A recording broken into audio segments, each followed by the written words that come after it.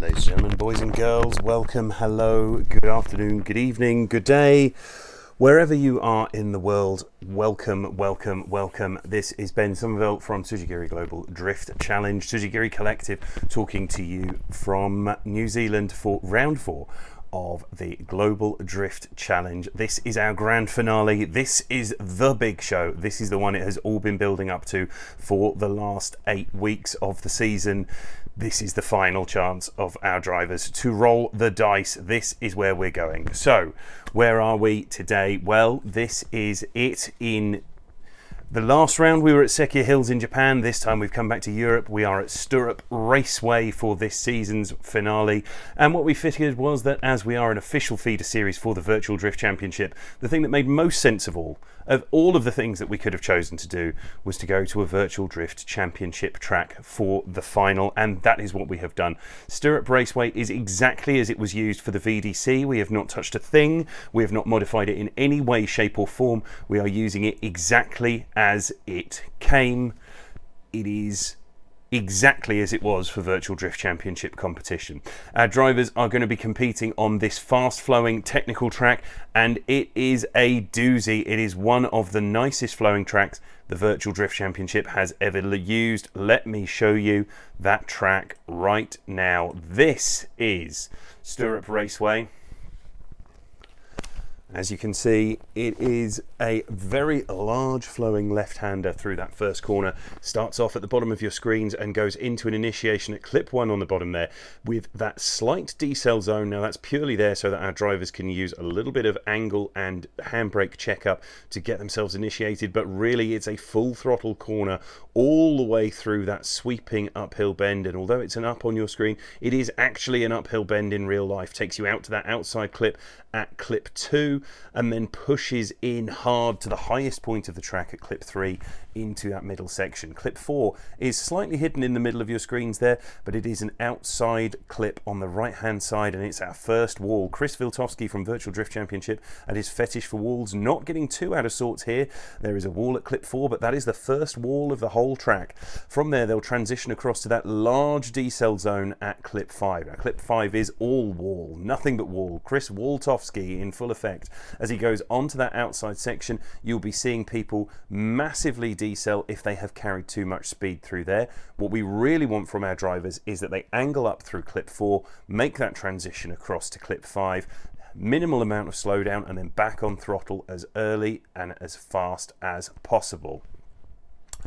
Clip 5, that big wall ride right-hander, the only right-hander on the track, and then another transition across to another small wall ride on the outside at clip 6. You can see there's another tiny decel there, just to give our drivers a chance to check up to make sure that they are in the correct position. And these decels are purely so that we know that those are the sections where we're expecting to see our drivers slow down. Those are the areas where they won't get penalised for slamming the anchors on and carrying all of that speed off into the bin. What they want to be doing there from clip 6 is push forward inside onto clip 7 and then run wide again as though there is an 8th clip on the finish line at the top of your screens. We want them going all the way out to the outside edge of the track as fast and aggressive as possible. It's going to be very interesting. So what do we have out there? Well, let's have a look at how our qualifying standings played out yesterday. This is the qualifying standings from yesterday's session. You can see Austin Zalewski managed the most incredible feat. He got himself onto the outside zone as quick as possible, and it was the most impressive qualifying that we have seen all season. In fact, it was the only time that anyone has managed to score 98-point runs, and he managed to do 2 of them back to back. It was phenomenally impressive.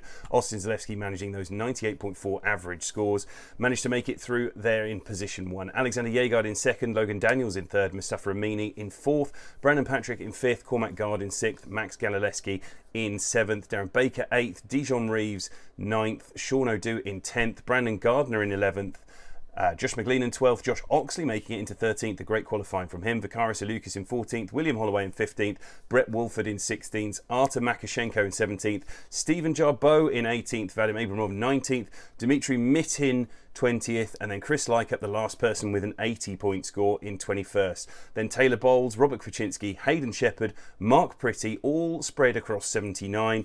Zuraidoya Samidzi with 78.9, Danielis Parangauskas, Serban Matei, Anestis Jakublis, Rashandi Andrea, Connor Christensen and Valters Bose managed to make it through with a 75.7. Very good driving from all of our guys there. Phenomenal work. This is how that has led into the battles. This is your bracket for today. It looks like this. And we see these guys line up. Austin Zalewski will be taking on 32nd place qualifier Valters Bose. That's our first battle. Then Brett Wolford, Artur Makashenko, Max Galileski, Mark Pretty, Dijon Reeves, Hayden Shepherd, Mustafa Amini, Anestis Jakublis, Josh Oxley versus Dmitry Mitin, Brandon Patrick, Serban Matei, Josh McGleenan versus Christopher Leicup. That's the left-hand side of the bracket. On the right-hand side, Alexander Jaegard versus Connor Christensen, William Holloway versus Stephen Jarboe, Darren Baker versus Zuraidoya Samidzi, Sean O'Doux versus Robert Kwaczynski, Logan Daniels versus Rashandi Andrea, Vikaris Alukas versus Vadim Abramov, the battle of the V's, who will emerge victorious, and Cormac Gard versus Danielis Parangauskas. Last battle will be Brandon Gardner versus Taylor Bowles.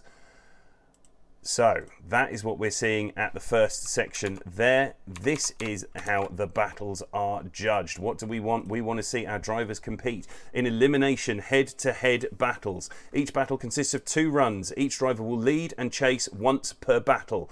The judges will choose a winner based on the combination of both runs, or can opt to have the battle again. In order to get to those results, the lead driver must run as close as possible to a perfect line as per the driver briefings and track map. They must ensure that the run is easy to chase and conform to the throttle maps as per the briefing and as per what you have just seen. The chase driver must initiate no later than the first countdown cone, must maintain the closest possible proximity to the lead car without compromising their line, and must match or better the lead driver's angle. That's the order in which we do it. They have to be close, then at angle, close, then on line, then at angle. That's the priority. So that is what we are looking to see there. We head down to the start. Our drivers are ready. It is our top 32. Let's get straight to it.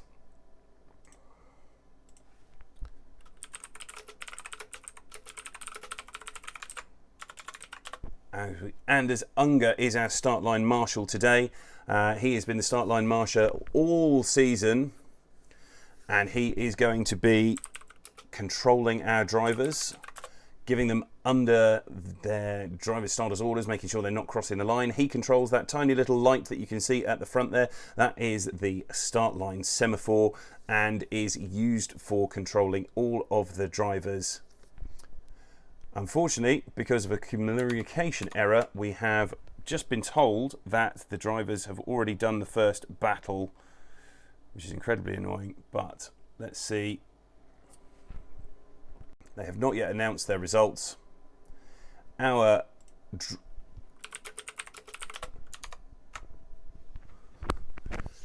judges today, Blade Johnson from the Drift Outlaws community in the UK, and there you go, you can see Austin Zalewski gets the first win, knocking out Walters Bowes. I'm sorry that we didn't bring you that. That was a communication error in the background on the stream. So that is the first cut has gone to Austin Zalewski, our highest points qualifying score. Walters Bowes was always going to have a mission to get past him. We shall try and get hold of that for a replay to put onto the stream later on for you guys. In the meantime, we're going to move on. Your next battle is Brett Woolford versus Artem Makashenko. That's the next battle coming up to the line now. Brett Woolford is going to be leaving first.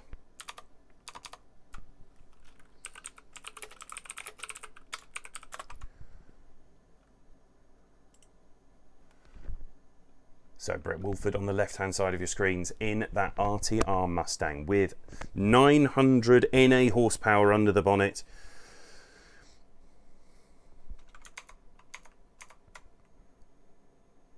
Artem Makashenko in that S13 with the 2J as Brett Woolford fires it onto the outside line. Nicely onto the outside line by Brett Woolford. Fulfills 1 and 2 cleanly, but Artem Makashenko's right there, pushing up onto the door as hard as he can. Now as we go through that transition, Brett Woolford back on the throttle nice and early, manages to get things under control as they go through. Clip 5, but look at Artem Makashenko diving up onto the inside, determined not to let Brett Woolford get away, pushing right up onto that section, all the way through and across the line. They come back round to the line. Our replay cam should be working.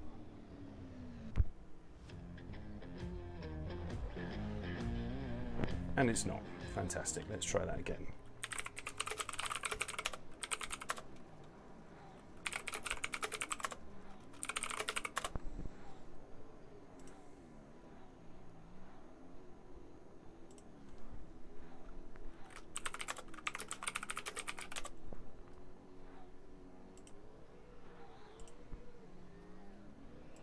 So here we go, we have switched them round. Artem Makashenko now in the lead position. As you see Brett Woolford push up onto that inside edge as hard as he can, trying to get things up onto that outside line. Now as we go through that dive, there's Brett Woolford really pushing up onto that inside edge of Artem Makashenko all the way through that first corner. This is going to be crucial. Can Brett Woolford manage to rein it in? There was a wobble from Artem Makashenko in that first track run. Now they come back round onto the outside line through that final section and across the line.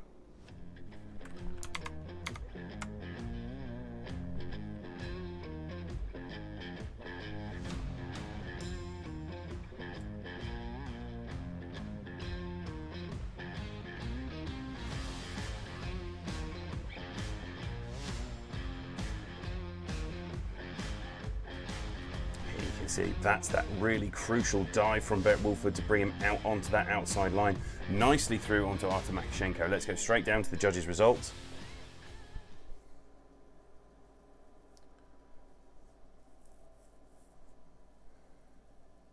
That's 2 for Brett Woolford. That is unanimous for Brett Woolford. Brett Woolford gets the win and will face Austin Zalewski, the classic first versus 16th in the top 16. That is going to be such an interesting battle because Brett Woolford has clearly been spending some time getting the setup right on his Mustang in time for this battle.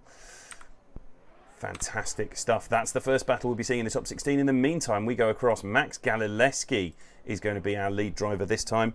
Max Galileski versus Mark Pretty, the man from down under, as we go back to the start line. So Mark Pretty on the right of your screens in that S15, the James Dean replica S15. We'll be seeing them get underway very shortly. They're under starter's orders with Anders Unger, ready to go.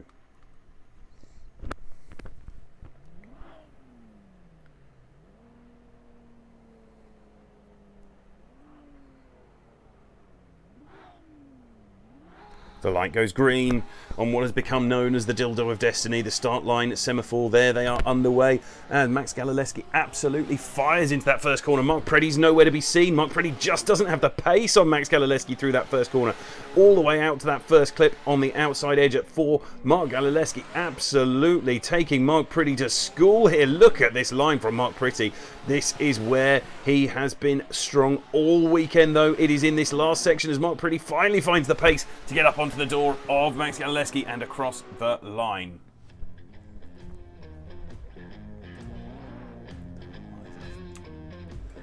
Don't quite know why, but once again a Windows update has caused some of our scaling to go out on our replays. I'll fix that for next time, folks.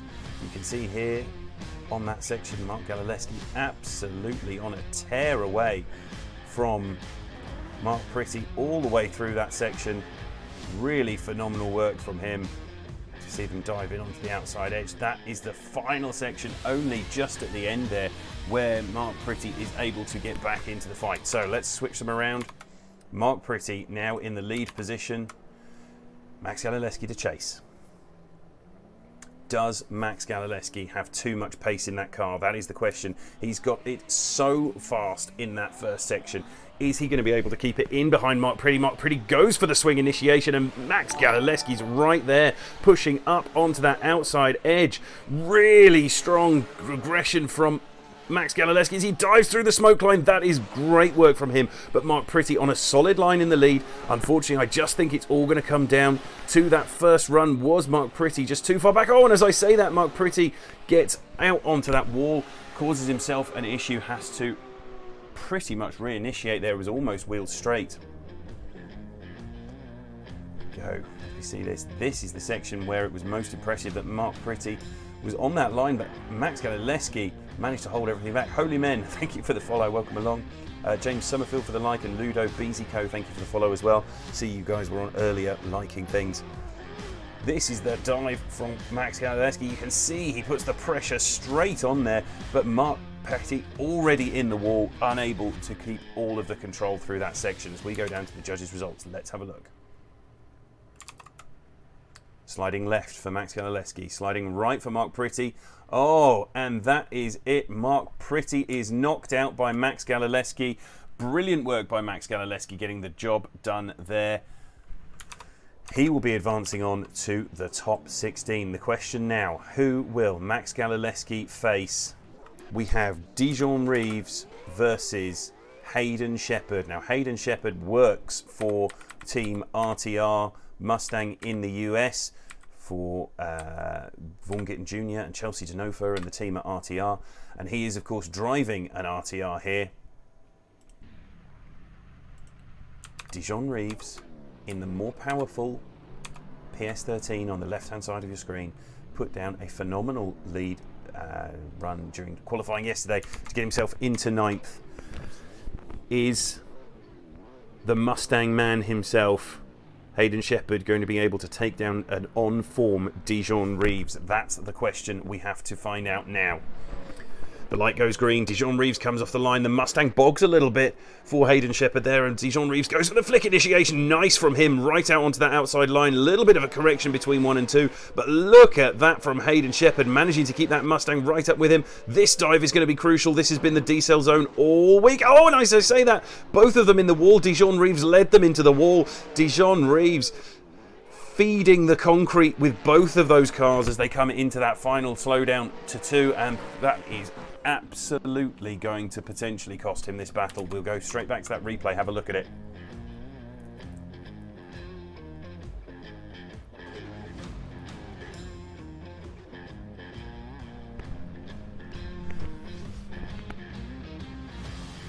This is the section where for Dijon Reeves it all goes wrong there. He's just unable to keep the car out of that slowdown as he comes in to clip 5. Hayden Shepherd being gifted an advantage coming out of this run. Let's go straight back down to the start where they're already on the line. Hayden Shepherd in the lead this time on the left hand side of your screens. That big RTR Mustang, massive car to slow down as they come into these big decel sections. Brilliant outside line from Hayden Shepherd there, but fails to tuck it in onto 3. I don't know if that's a big enough mistake for him to overcome the issue. And as I say that, they both go in the wall again. Oh my word. This is the kind of time where if you were in real life, you'd be asking if anyone's dropped oil on that section of the track. These guys just overcooking it all the way into that wall. Let's go back and have a look at it on the replay.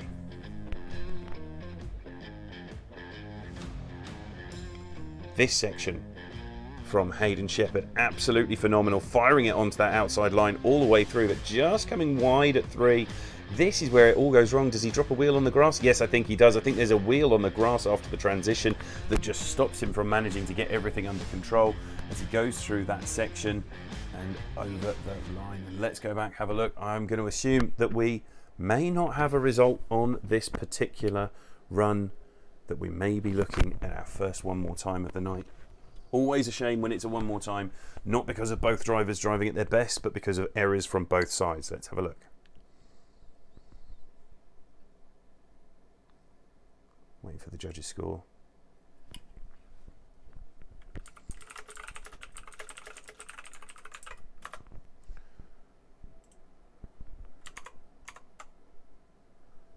So our judges today, again, Blade Johnson from Drift Outlaws, one of the head judge for Drift Outlaws in the UK and Europe over the course of the last few years. Josh Oxley, experienced judge from various series across both Forza and also Assetto Corsa. And Max is Max Cotton, Formula BDC Pro-Am champion last year, VDC Pro driver and DMEC driver, came second in qualifying at Riga to James Dean and no one else. Max Cotton has come and joined us for the judging here today. I just double checked that they hadn't dropped in a result and it's not come up, but no, the judges are still talking about it right now.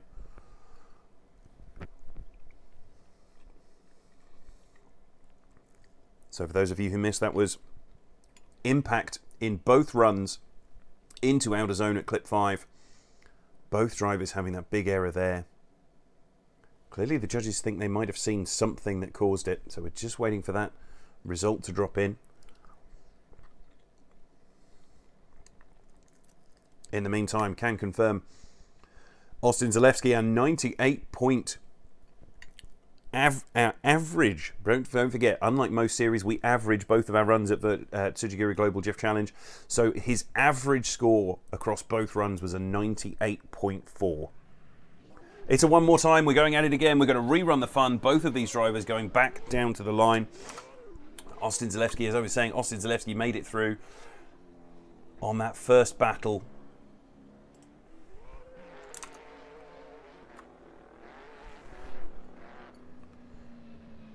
Is he going to be our champion at the end of this event?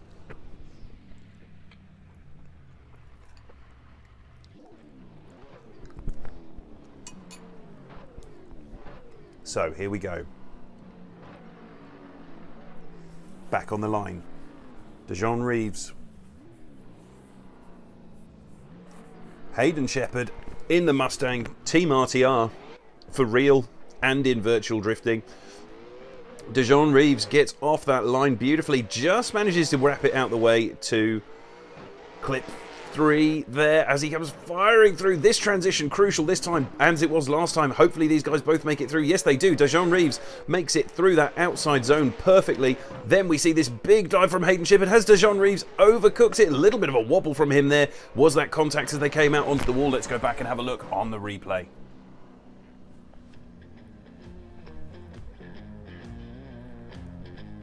So here you see great proximity in the latter half of this run, but in that first section, Hayden Shepherd just not able to keep up with the pace of DeJean Reeves. As they come through, here's where it all potentially starts to unwind for both of these drivers. Does DeJean Reeves get into the wall by himself, or is there contact? Oh, so I think he was maybe a little bit over-angled there. Ran out of speed, and Hayden Shepherd had nowhere to go as he came steaming in on that decel zone. Let's go back to the start line and have a look. We go into the second half of this one more time. We are rerunning the fun. It is time to go again. That's it. The lights goes green. Hayden Shepherd off the line. DeJean Reeves in onto that rear quarter. DeJean Reeves has made the mistake in the background, maybe unassisted there. Did Hayden Shepherd just feed him a little bit too much room into that outer zone? DeJean Reeves tries to get back into it, dives up onto that outer side of the front quarter of the RTR. Now sends it back up on the inside. He knows he's got work to do. Hayden Shepherd has come to play today. Look at this from Hayden Shepherd as he comes out of that section. Beautiful work from him. Let's go back to the replay.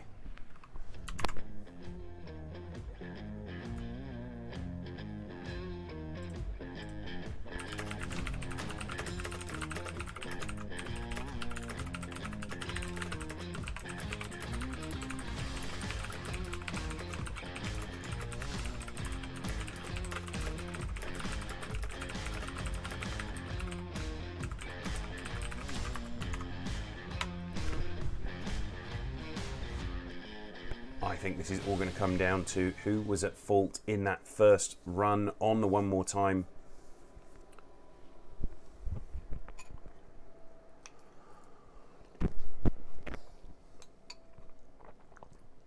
Did DeJean Reeves overcook it into clip 6, run out of momentum and then get hit? Or was Hayden Shepherd too eager on that dive up the inside?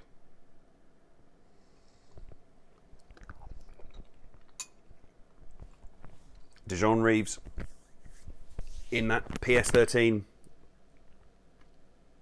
Hayden Shepherd in the RTR. Sliding left for DeJean Reeves. Sliding right for Hayden Shepherd.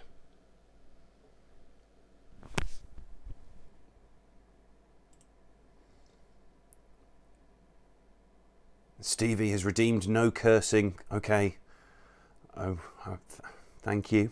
Those guys on the Twitch will have noticed that there's a few extra things they can redeem their clipping points for as we wait for our judges to drop in their scores.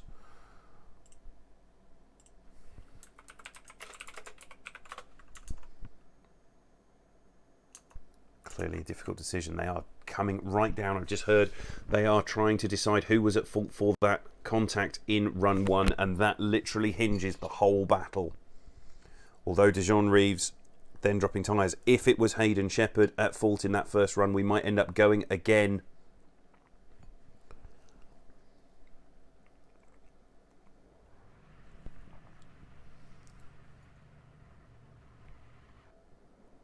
Just waiting on those scores to drop in. Blake, Josh and Matt. Oh, Josh has made a decision. It's gone to DeJean Reeves. DeJean Reeves knocks out Hayden Shepherd and advances on to our top 16. Let's have a look at that replay again from the second run. That wheel drop from DeJean Reeves, clearly not enough. They've decided that the major contact in run 1 must have been at fault. In fact, let's go over to the judges and find out the result there, because that was complex. Hello, judges. You are live. Just come to you to get some information on that battle, please.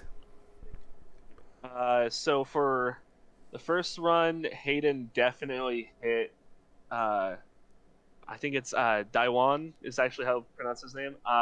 Daiwan, he hit him off the line, and we didn't see any real slow up there. It just looked like Hayden had been on a tighter line because he was trying to ride the inner or the front tire rather than the quarter fender. And then the second one, Daiwan did drop a tire on the outside. We checked, it wasn't 2. And Hayden dropped a tire going into 3 and then came into the first wall really late. Like, he was shallow on the entry and then put more depth into that zone later on, whereas Daiwan was on it from the beginning as well. Okay, that is. Oh, so it is Dijon. It's not one. It's good to see you getting it wrong as well, Josh. Okay, thank you very much. So we're saying you're saying that weighting is much heavier on that contact from the first run, basically. Yeah. Brilliant. That is good. Good to know. As we wait for the next set of drivers to join in, I will head back away. Thank you very much, judges. So we are just waiting for these guys to join onto the server. Your next set of drivers, Mustafa Amini, who was almost second place qualifier yet again. He's been getting near that top section all the time. He is a really consistent driver, but he was unfortunately outmaneuvered by 3 drivers, managed to only get onto 4th, but he'll be facing Anestis Jakublis. In fact, let's show you how the bracket has shaped up so far.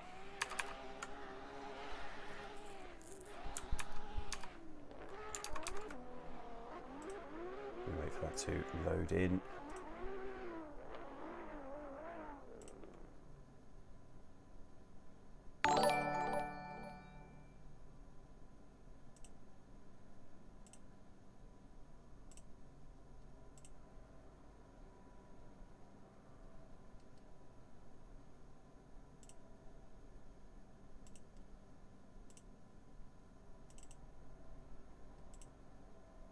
Here we go. So this is what we are looking about. As things stand right now, as we wait for Mustafa Amini to come up to the line.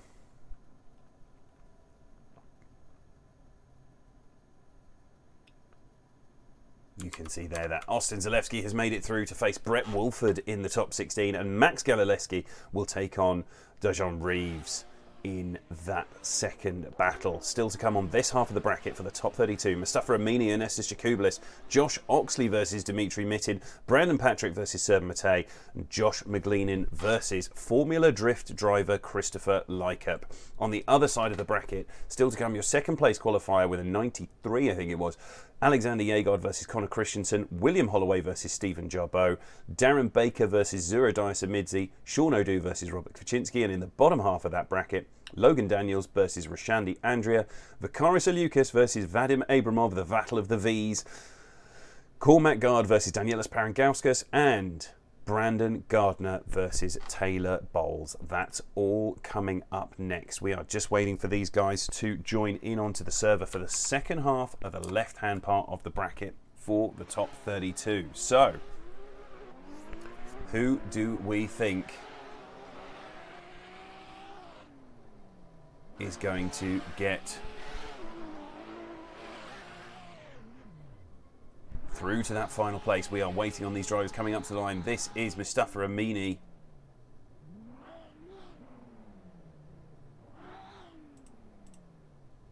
Mustafa Amini versus Anestis Jakublis. They are on the line. They are ready to go.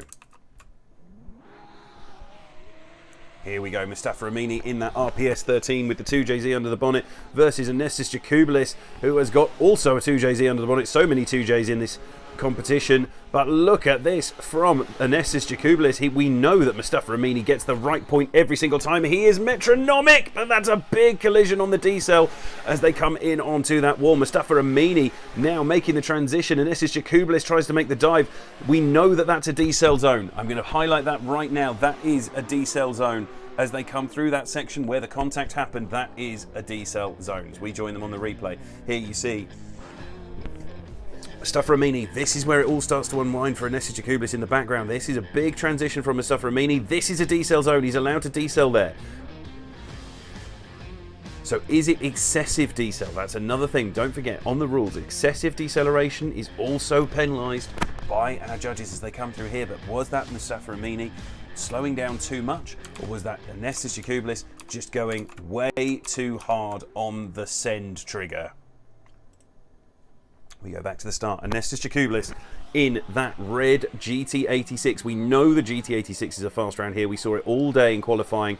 It makes a massive difference in this first corner, but somehow Mustafa Amini has got the pace to keep up with him. Look at this from Mustafa Amini. He doesn't know yet which way that's going to fall. He doesn't know. His spotters don't know. We don't yet know who the judges are assigning blame to here. So Mustafa Amini is pulling out all the stops on the chance that it's him, trying to pressure Anestis Jakublis into making a mistake, as Anestis Jakublis does. He gets into the wall at 6, manages to wrap around nicely onto 7 and across the line.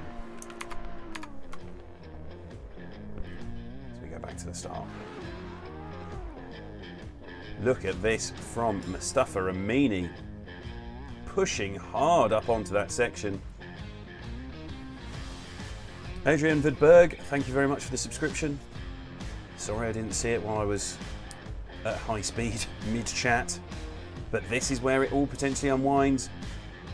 A little bit for Anestis Jakublis there. We're going to have to wait and see who have the judges put at fault.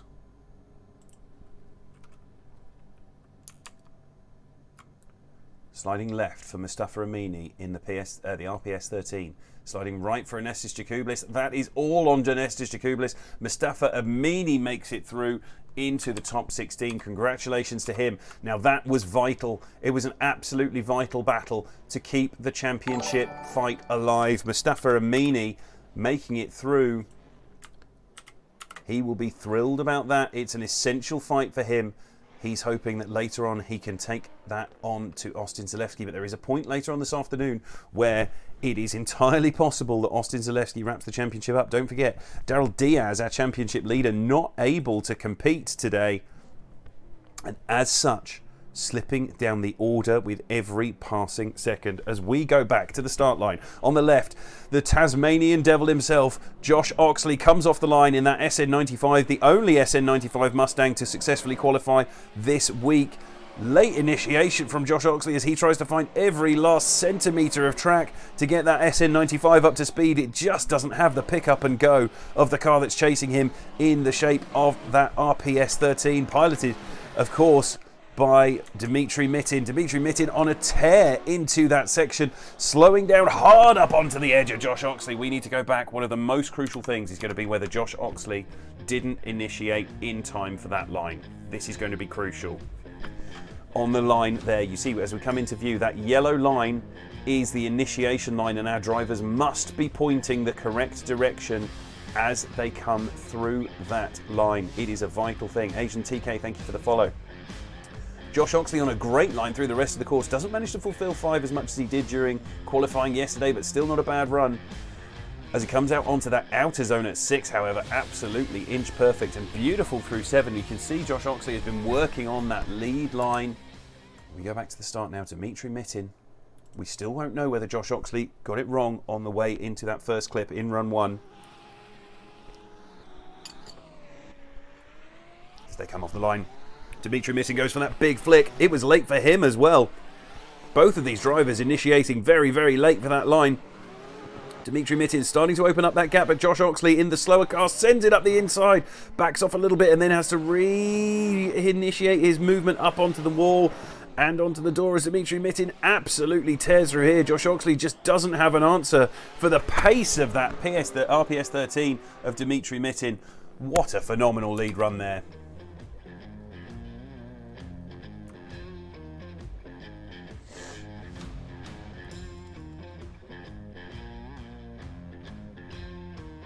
So here we see that's where the gap starts to open up.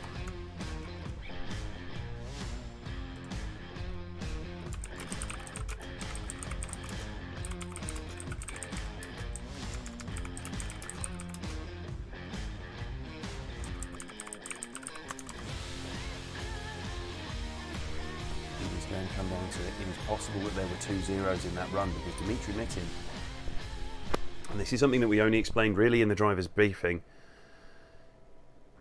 it was said that lead drivers could not go down the first cut through to go back to the start line, because if you went for the first cut through, it brought you onto a different line through the finish that cut off the chase driver.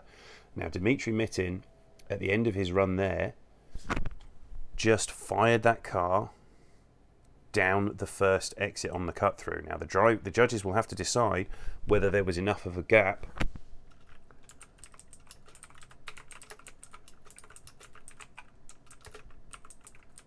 for that not to have affected Josh Oxley. If they think it affected Josh Oxley through that section, then that could well have been a 0 run for Dmitry Mitin.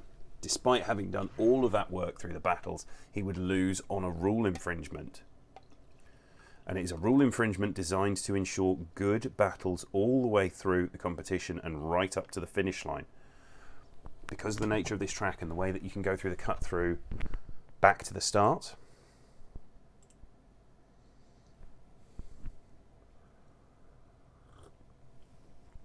it is in the rules, it's in the track briefing. Well, it's not in the rules, it's not part of a rule book because we don't have this track very often, but it is specifically in the track briefing that drivers are not allowed to go down there.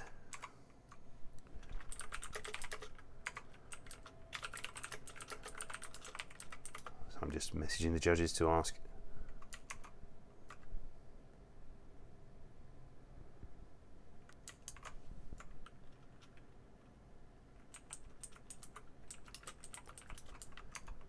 So that you guys don't lose on the stream, we're just trying to make sure that everything is done within the letter of the rules.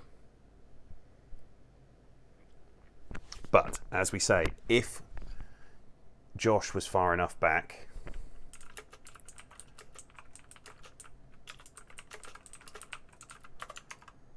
and I'm trying to get clarification here whilst they're talking about it, if Josh was too far back for it to affect him, then Dmitry Mitin might be permitted to do that. But it is a rule infringement for our drivers to go through the first cut through back to the start, specifically because it closes off the outside line for the chase driver.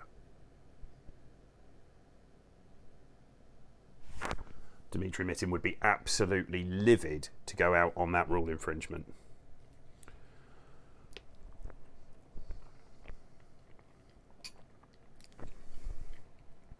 And while we're talking about it, while we're waiting for that to drop into place, I will read you the phrasing from the track briefing. After crossing the finish line, it's important that lead drivers do not attempt to immediately slow down. This has been shown during testing and practice to cause the chase driver to straighten before they've crossed the finish. Do not try to take the first entry to the cut through leading back to the start. Finish out the run, straighten in line with a smooth acceleration, then decel to make the second entry to the cut through. This issue has been noted as being so serious during Top 32, it will be considered of any lead driver who attempts to make the first entrance to the cut through to have cheated and issued an automatic 0-point score. That is as the track briefing is written. Dmitry Mitin, I'm going to put it on the replay. You can watch it at the end. Here's Josh Oxley losing ground. Dmitry Mitin has Josh Oxley absolutely banged to rights all the way through here. Josh tries that dive, doesn't manage to wrangle it in time. Just has a bit of a problem there slowing the car down. This dive fine, but all the way through this, Dmitry Mitin absolutely on throttle, nails this whole line, comes through here and you can see that's the angle up. And just as we come away, Dmitry Mitin dives down that first cut through to get back to the start line. Now, was Josh Oxley close enough for it to affect him? Our judges could make that judgment call.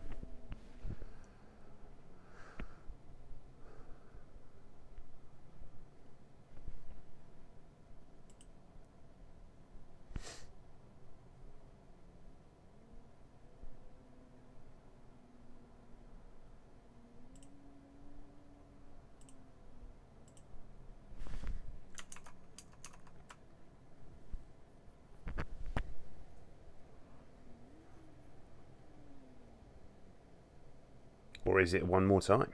Is that a 0 from the first run and a 0 from the second run?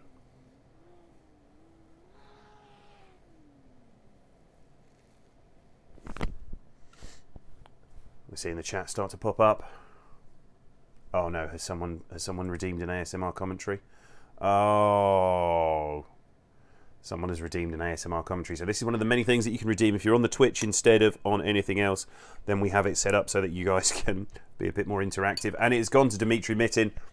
It has gone to Dimitri Mitin. That is such a shame for Josh Oxley. Clearly the judge is deciding that that is not close enough for him to have been affected by that.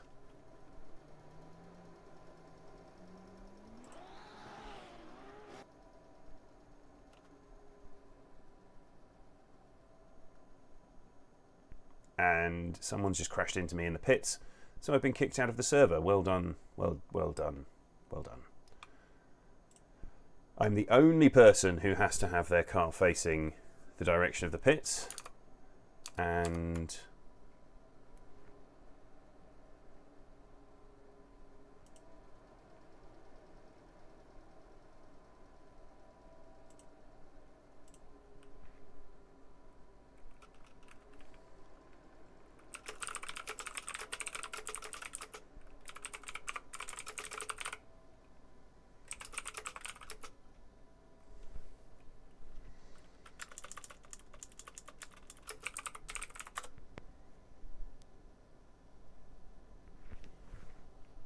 someone crashed into me and it sent me out of the game.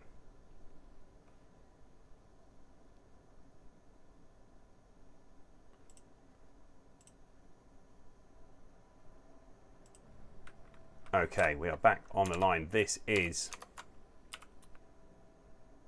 Brandon Patrick versus Serban Matei on the line now.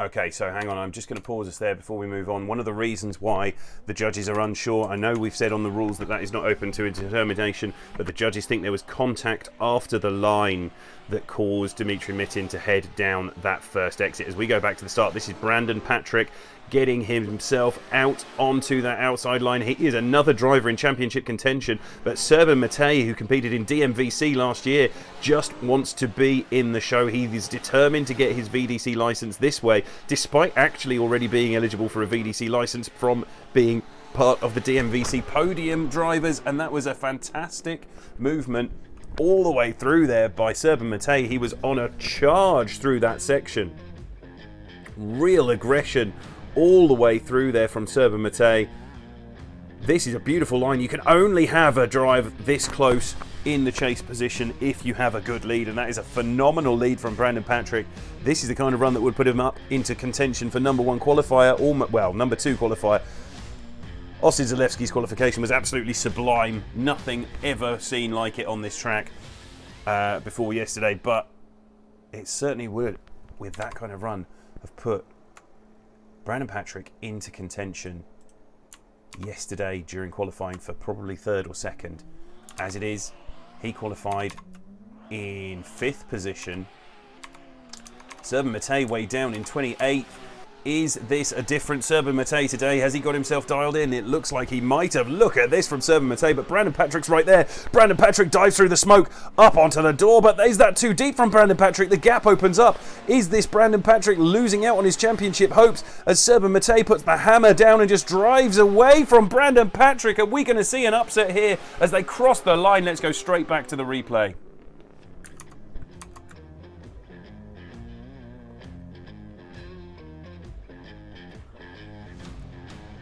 Okay, I got too excited, I apologise. I know that the ASMR commentary's been redeemed. I shall do that on the next one. Just seeing that battle was too much for me.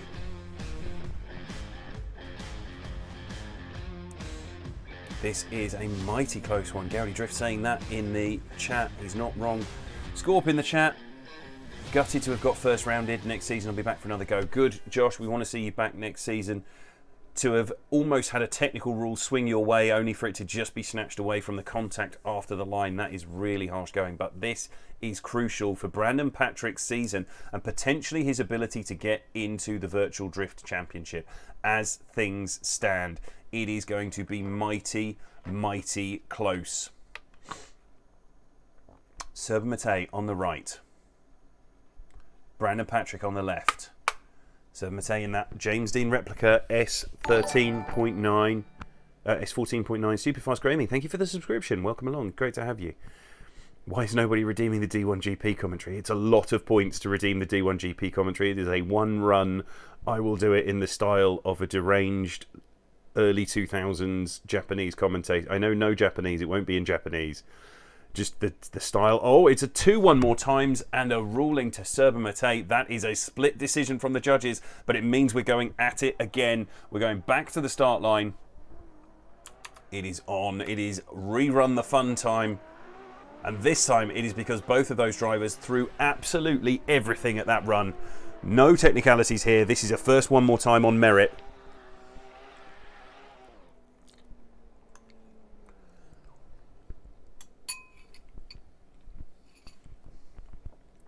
So, rerun the fun time. Serban Matei on the right-hand side of your screens in that red James Dean S14.9. On the left-hand side of your screens, the virtual teammate of Federico Safiro, Brandon Patrick, in that Stefan Stefanov BDC replica. Stefan in action at the BDC this weekend in real life. If you want to watch tomorrow, that's Sunday, it is on there. But that is it. Oh, Serban Matei goes deep. Serban Matei does not have the grip to send that kind of energy into the car into that first corner, but he's trying to bring it back in. Look at the dive from Serban Matei as he gets up onto the wall into the D-cell. Brandon Patrick finding another gear here, trying to get every last centimetre on the wall run as Brandon Patrick gets almost docked by Serban Matei in that transition, rubbing bumpers through the transition and across the line. I will do it on the next one.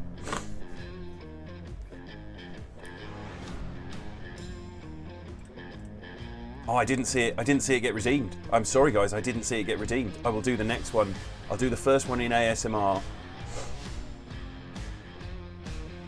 Well, you can choose. So I can do it in ASMR or ASMR D1 style. So a very quiet, shouted comment. That would be quite weird. I'm going to do the first one in ASMR.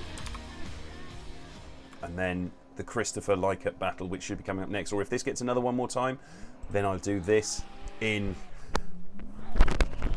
This is your ASMR commentary for the second half of the battle between Serban Matei and Brandon Patrick, as Serban Matei made contact in that first run and doesn't quite fulfill the outer zone as Brandon Patrick tries to door Serban Matei through the final section and across the line.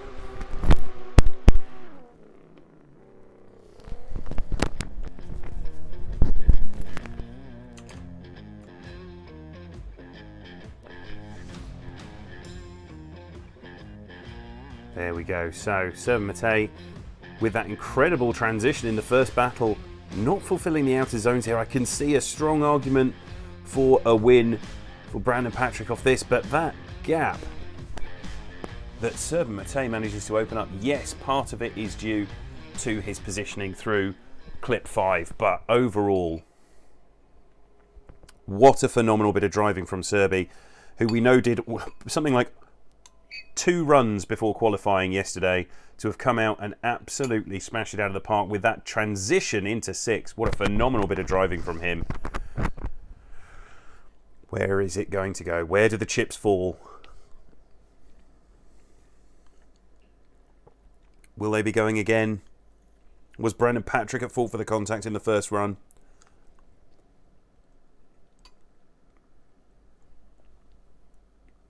Oh, that's 2 votes for Brandon Patrick and another one more time. So this time it is flipped. Last time it was 2 one more times and a vote for Serban Matei. And this time it is 2 Brandon Patricks and a vote for one more time. I don't know if the world could handle 2 Brandon Patricks. Now I've said that. What a phenomenal driver Brandon Patrick has shaped up to be over the course of this season. We are not seeing him at his best. Sometimes it takes him a couple of runs to settle in, but that win over Serban Matei will doubtless help him feel more at home. As we move on, Josh McGleenan will lead in Christopher Lykup, Formula Drift driver. Josh McGleenan, Chris Lykup on the line, and I'm going to do this first run.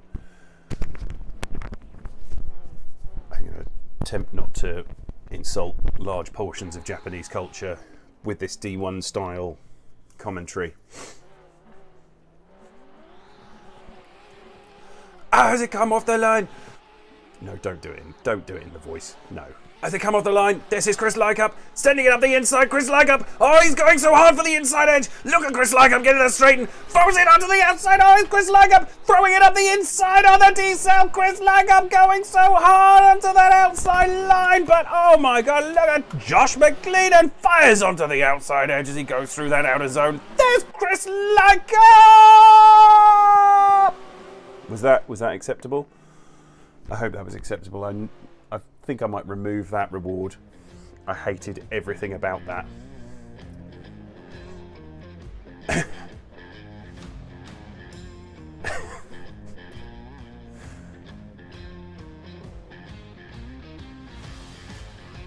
In reality, Chris Lykup not having a good time in behind Josh McGleenan there. Josh McGleenan firing onto the wall. Chris Lykup really struggling to keep everything in control. It looks like Chris Lykup might be the faster car here. This is going to be really interesting. Definitely struggling to stay in behind Josh McGleenan on that run. Is Chris Lykup going to be able to get a huge lead here, turn it into an inactive chase advantage? Chris Lykup comes off the line in that SC300, that enormous car. Is it right for this track? That's going to be the question as he fires it onto that outside line. But Josh McGleenan shortcuts the track to keep the proximity, and Josh McGleenan's right there. Look at this from Josh McGleenan firing onto the outside line as Chris Lykup doesn't make it out to clip 4, but that was because Josh McGleenan was right in him as Chris Lykup's in the wall. Chris Lykup's in the wall. Manages to keep it out. God knows how he managed to get that car back out of that wall. That thing is so huge. It's an absolute behemoth to try and wrangle around here and across the line. Sadly, I can see this only going one way unless there's something that I missed.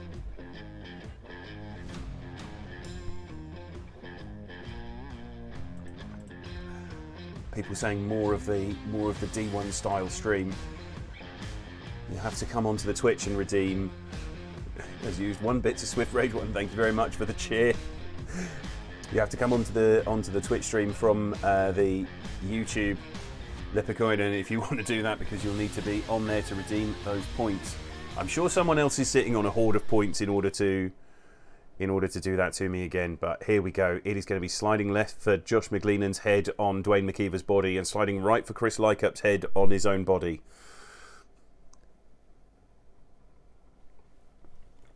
Understandably, that is a quick result and a unanimous one. Chris Lykup just not able to keep that car under control around this tighter track. Chris Lykup knocked out by Josh McGleenan, who will go on to face Brandon Patrick. Now that is a battle to look forward to. Those guys have seen battle a number of times before, and they will be hungry for that fight. As we load it in the background, here is your bracket as it sits right now. Austin Zalewski took out Walters Bose in the first fight of the night to move his 98-point qualifying run onto a new competitor in Brett Wolford, making it past Artem Makashenko. Max Galileski will face Dijon Reeves. Mustafa Amini will take on Dimitri Mitin, and Brandon Patrick will take on Josh McGleenan, who managed to get past Formula Drift driver Chris Lykup. What a phenomenal drive from Josh McGleenan to manage to make that work for him there. On the other half of the bracket, still to come this afternoon, Alexander Jaegard will take on Connor Christensen. That has all of the hallmarks of a classic battle. We could see so many one more times from there. And now I've said it, commentators' curses for everybody will result in it not happening at all. William Holloway will take on Stephen Jarboe. Darren Baker will take on Zuradiah Samidzi. Sean O'Doo will take on Robert Kaczynski. Logan Daniels versus Rashandi Andrea. Vakaris Alukas versus Vadim Abramov. Cormac Gard versus Danielis Parangauskas. And lastly, on the top 32, Brandon Gardner versus Taylor Bowles. Now this, for me, Connor Christensen qualifying well out of position considering how well he's been doing over the course of the last few weeks. Are we going to see an absolute classic from this next battle? That is the question, and we are halfway through our top 32. We are well on our way through this final, this grand final. Which battles have you enjoyed so far? Who do you think is going to win at the end of this? Who is your champion after the 2021 season? We are halfway through the top 32, and for me, Connor Christensen's battle against Alexander Jaegard, who has always been a good competitor, but Alexander Jaegard qualifying second. Connor Christensen, a driver who has made it through to the finals at various other tracks, out of position, way down in 31st. Did he pull a Denofa? Did he pull a Denofa and move himself down the order deliberately in order to try and get through and chase first? That's going to be a question we'll have to ask him later on. But Connor Christensen in that next battle, that is something that we would have seen in a final at any of the other rounds so far this year. We're going to go straight back to the action. There's no breaks in this. Let's have a look at it and see what happens in this next half of our top 32.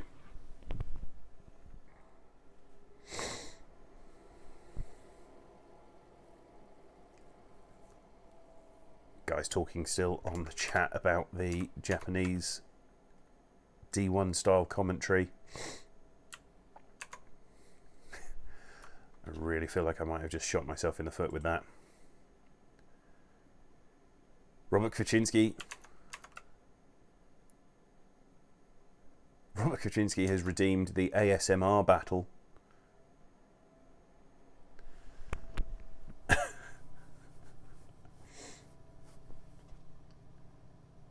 Can someone please remind me before the Robert Kaczynski battle that for that one he's going to be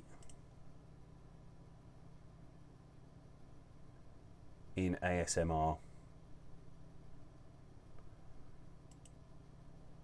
As we wait patiently, this is concerning because this is Alexander Jaegard already on the server.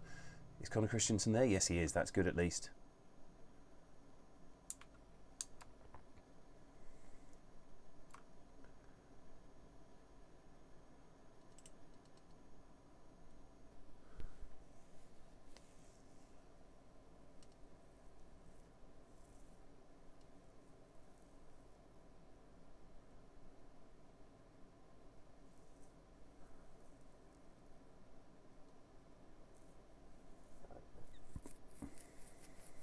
So we're waiting for these guys to come to the line. Clearly someone having an issue.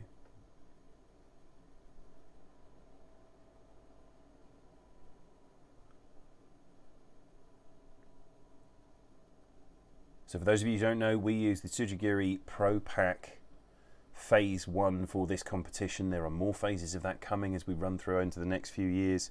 Well, later on this year, but next big release for us is going to be our Street Pack. In the meantime, if you're not already using it, I'm going to send you guys to a short break so you can see the promo for that Pro Pack. I know a lot of you are already familiar with it, but just while we're waiting for these guys to come to the line, we shall be right back very shortly.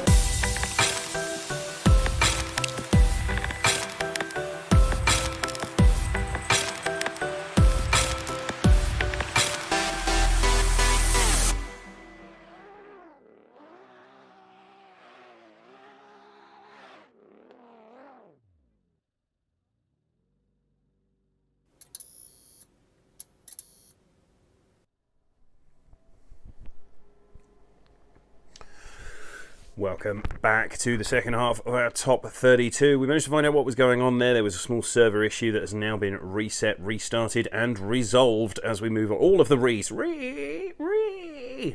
Chris Viltovsky will undoubtedly be reeing at various things by the end of the day. But for now, we are back looking at the second half of this top 32, just waiting for the last guys to load back onto the server now that the problem has been resolved. Coming to you in this battle, Alexander Jaegaard, Connor Christensen, William Holloway versus Stephen Jarboe. Another battle that looks really good. Stephen Jarboe, the only driver to make it through to the top 32 in the S15. Now, the reason that's important is because that S15 on this track will handle very, very differently to basically every other car.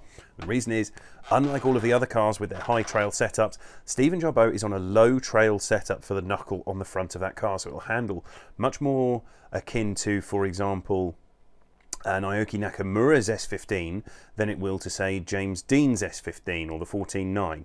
It's going to move very differently. It's a much more stabby looking car. It dives forward much more aggressively. It just moves totally differently to any of the other cars. Oh, good. Another server problem while we're talking about it. Never mind. I'll rejoin.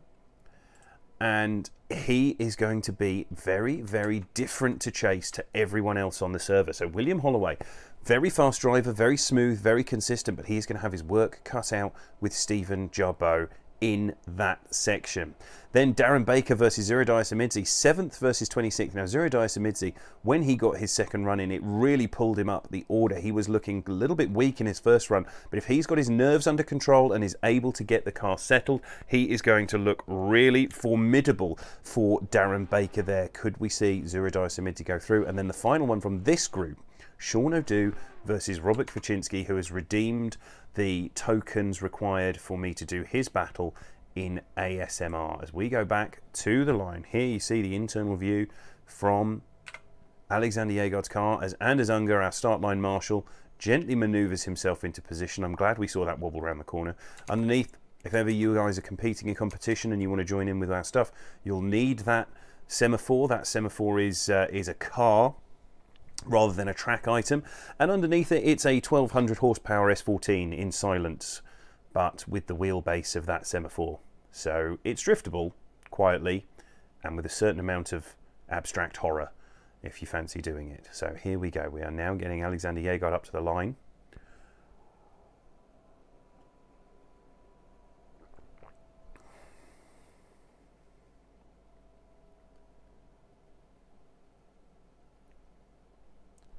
First battle, Alexander Jaegaard versus Connor Christensen from this half of the bracket. All of these guys now on the server.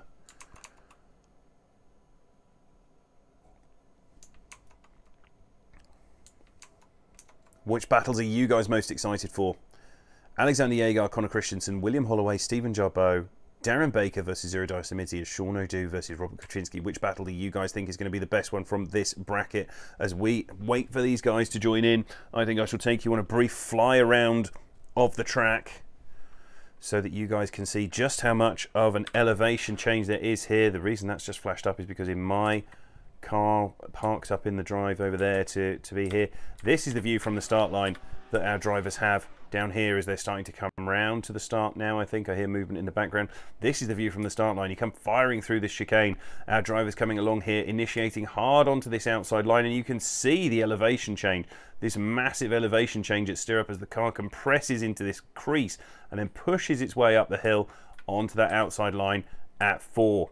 Then this big slowdown, you can see it looks much shorter in reality versus how it looks on the stream when you see the guys doing it.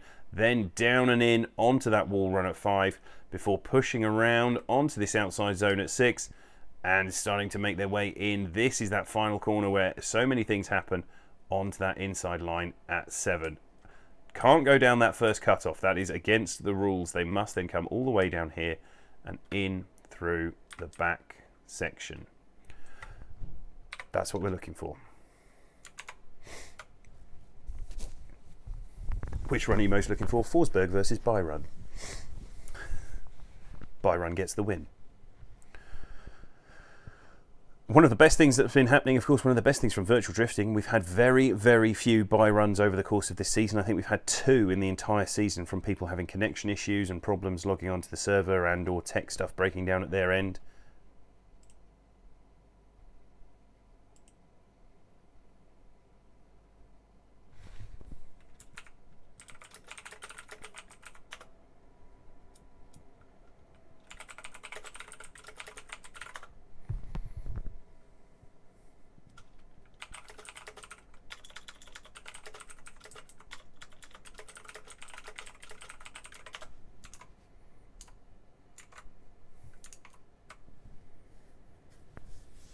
The dildo of destiny was moving around. Yes, it was. As we wait for our drivers to come up to the start line, and is Unger controlling that. Violent Zan. Is that a tank? Have you sent me a tank?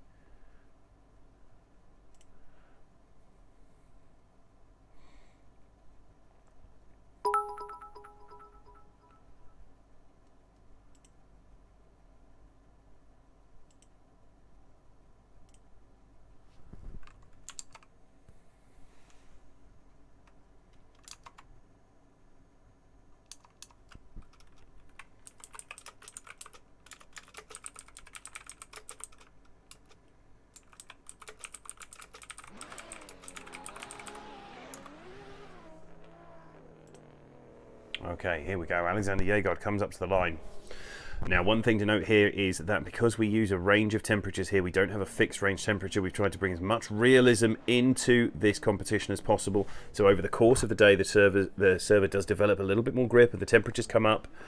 And one of the things that will have happened because of the restart they've had to do is that those server temperatures will have come back down again. The track will be a little bit greener, the grip will be a little bit lower, everything will be a little bit less aggressive, so there might be just a slightly smoother initiation here as Alexander Yegod goes for that big flick in. Connor Christensen tucks in behind him. Connor Christensen desperately trying to make sure that Alexander Yegod doesn't get away. A little bit of contact there, it looked like, as Connor Christensen sends it up the inside, but look at that from Alexander Yegod.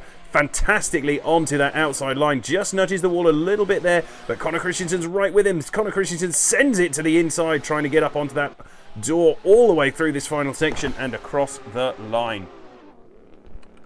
Let's go back and have a look at that. Couple of dramatic moments.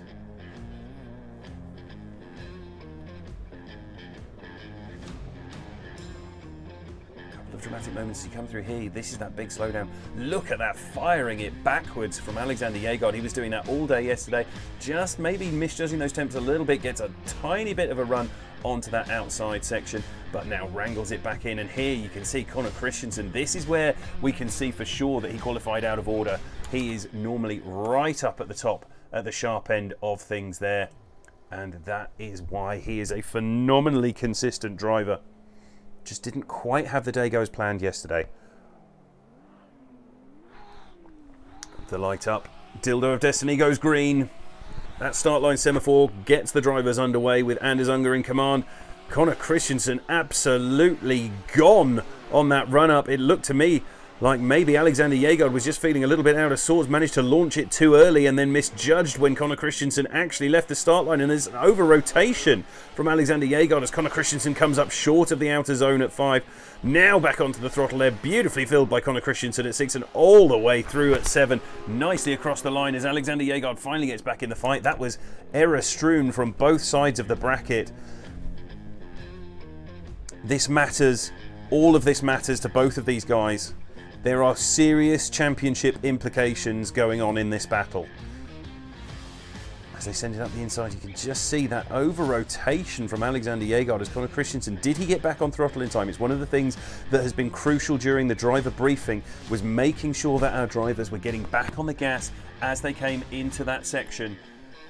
As soon as the car is up against that wall, it's got to be on throttle. It was said that that was one of the things that was slowing people down. 5 bits used, party, party, party, party, party.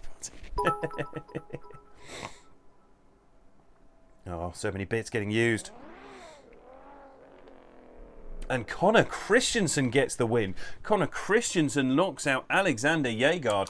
That is a big upset, but as we said, Connor Christensen has been podiuming routinely through the course of this season. He is a phenomenal driver, and it could just be that by qualifying out of order and getting that battle chase in first, he pulled a perfect Chelsea Denofa and managed to get his way through on that battle the way he wanted. What a fantastic move by Connor Christensen. As we move on, who will he go up against though? This is William Holloway, another fantastic driver, consistent, aggressive all the way through.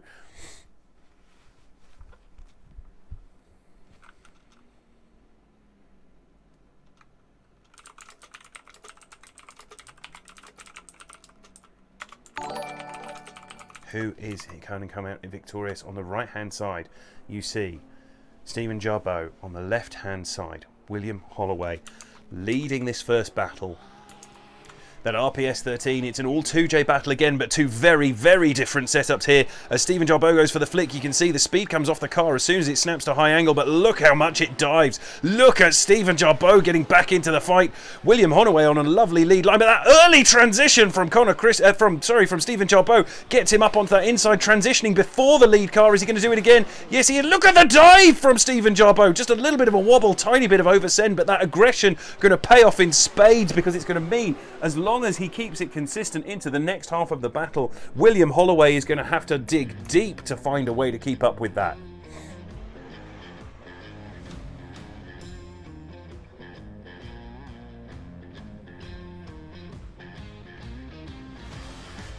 Look at that transition. Absolutely phenomenal.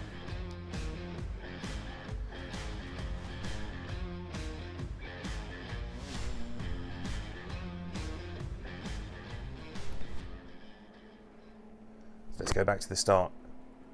Has William Holloway got an answer for that incredible diving action from Stephen Jarboe?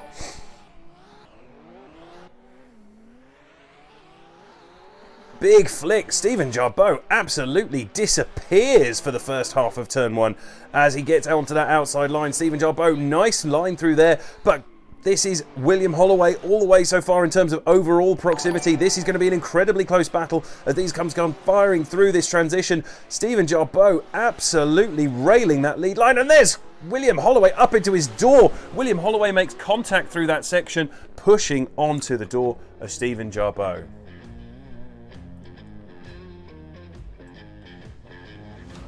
Dane Drift Nathan 1234, thank you for the follow. Dane Turksman, thank you for the like. Ruined Boy Chapo, thank you for the follow. Is it possible to turn the cars up? Yes, it absolutely is. I'll turn the cars up for you. Wow. What a phenomenal battle from these two. Totally balanced in very different ways. Really exciting to see those two different styles of car go at it. I can see an argument either way, and I can certainly see an argument for a one more time there.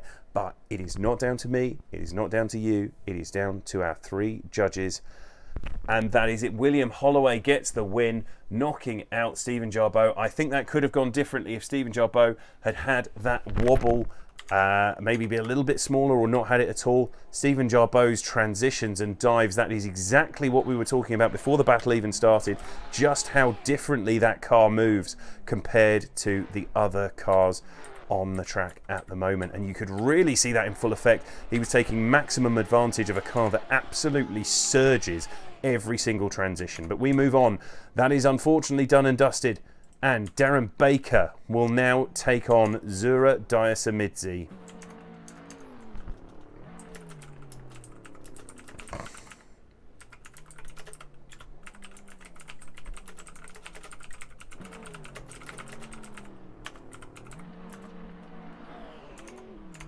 Here we go.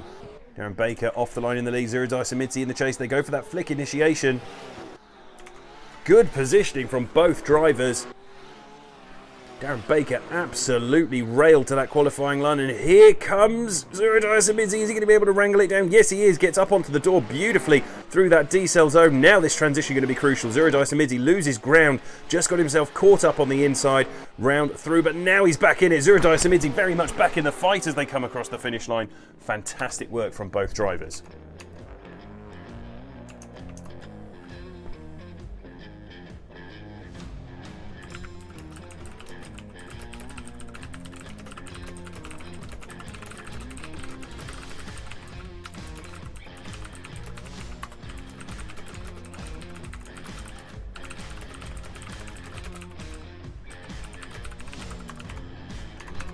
see there, right into that final section. Zuradias Amidzi really bringing the heat into that final part. Now, here we go. Who is going to come out on top? Zuradias Amidzi in that V8 powered PS13.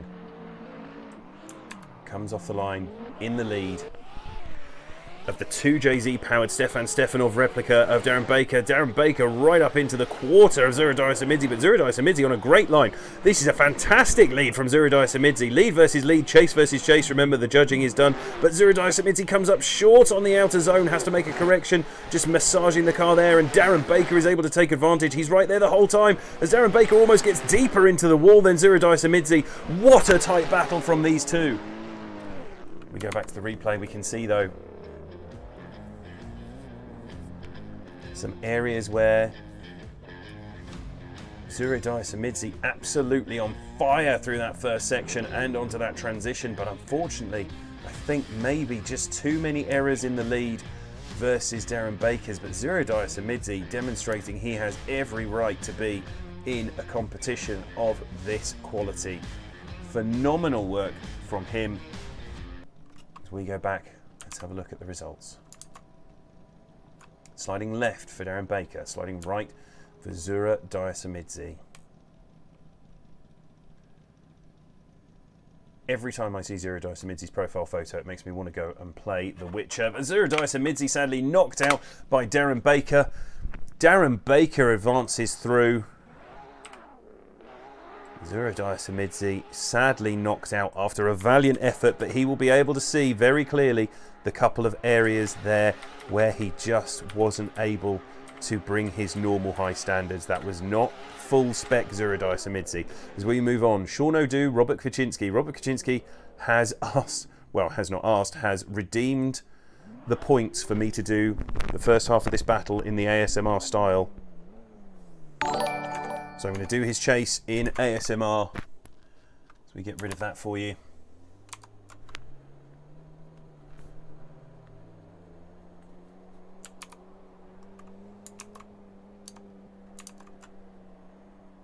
Yoop Sama, thank you for the follow. Or Dupe, sorry, however that's meant to be pronounced.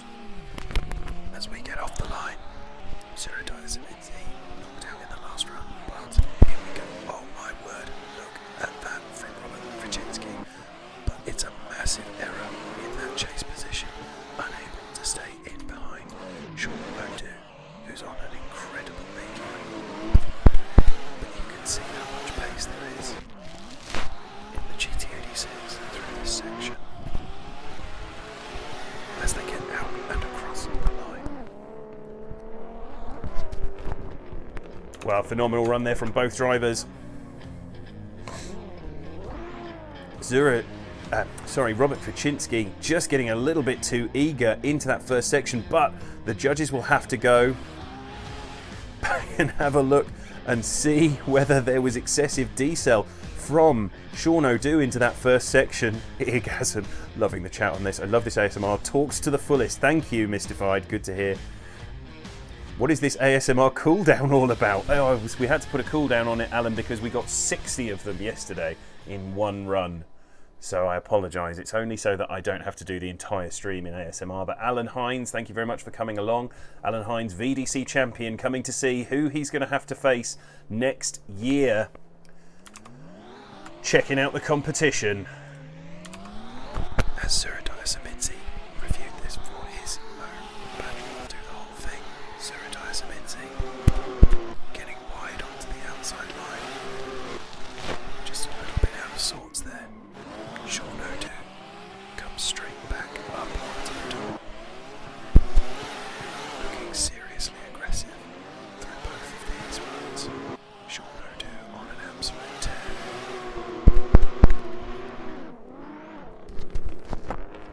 There you go.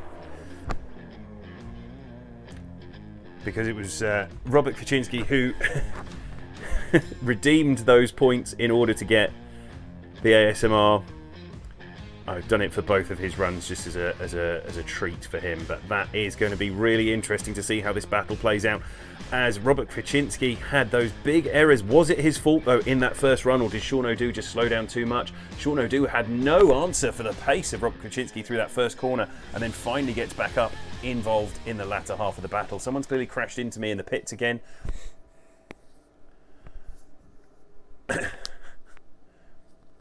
Someone redeemed the D1 GP style. That's the best commentary. Oh no. I feel like I'm offending so many cultures when I do the D1 GP commentary.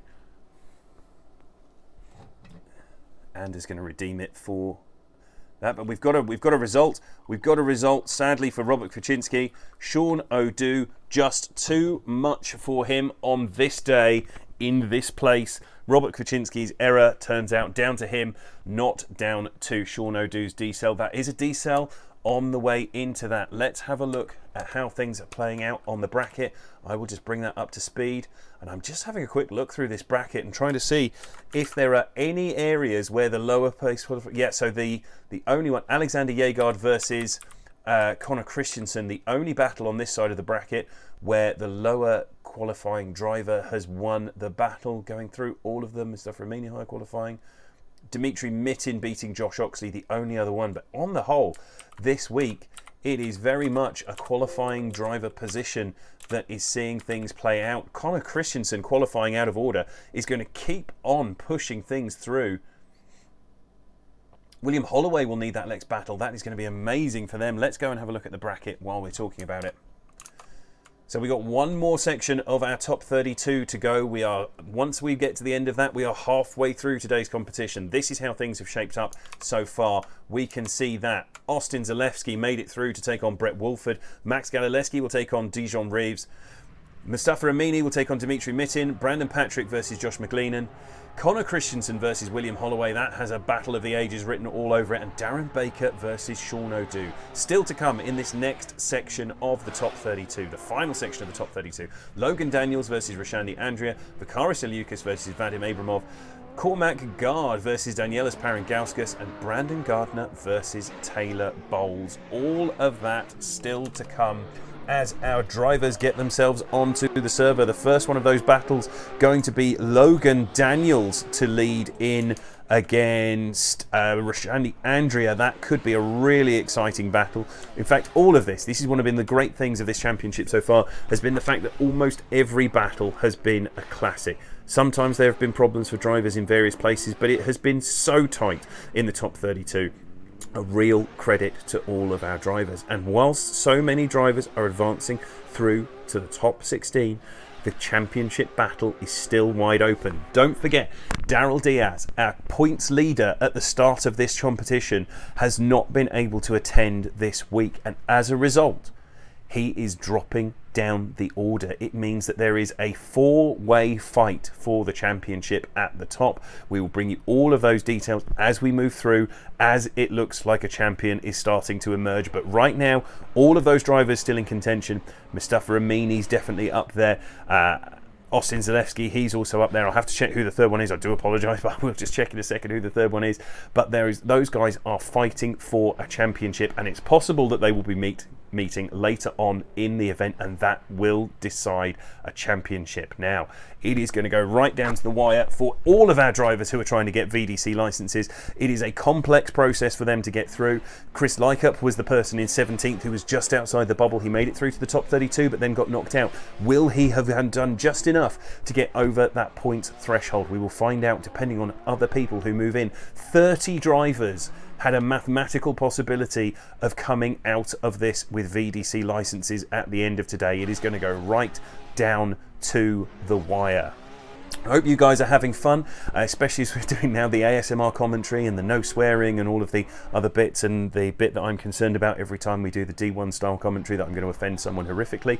But it's in there now, so it's in there for the rest of the event, and I'll decide whether to take it out in future. But we are here with the final round. Thank you very much to all of you for joining us. Just while we wait for these drivers to come onto the server, I will quickly thank our sponsors. First and foremost, Grip Royal, who are providing the #1 place championship leader prize. That is a phenomenally sexy looking Grip Royal wheel, which is a one-off. There will be no others exactly like it anywhere in the world. It is a one-off for the championship winner.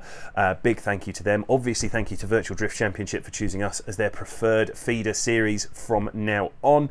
An enormous thank you to our real life and virtual sponsors who keep us functioning as a team. So that is Enemed Racing Fuels, Zek Nova Performance Tyres, Grams Performance Injectors, Fiber Factory, Retro Speed Shop, and Eclipse Motorsport. Chris from Eclipse Motorsport currently supporting Dango at BDC Three Sisters today, doing some spannering, some spoonering for him, and we will see how they get on.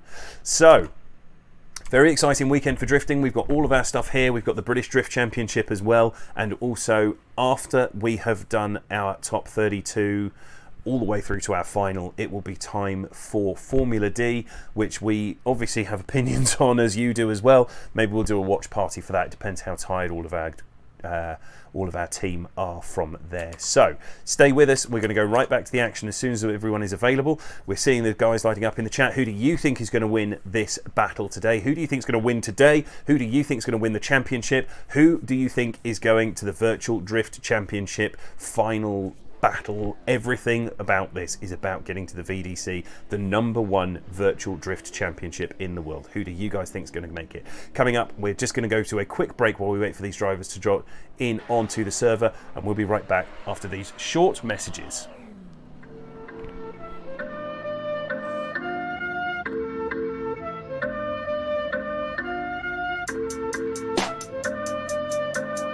Look, yeah, I came on the scene and I did it alone. I work every weekend, I've been in the zone. Got so many bars, I don't need a phone. They call it a game and I'm looking for thrones. Going through every comment, I'm wondering why everybody been talking and telling me how I'm supposed to be rocking. But really they wish they've been doing this all on their own. And they were short messages because we are back. Our guys got to the line ready quicker than I was expecting. So we are underway here.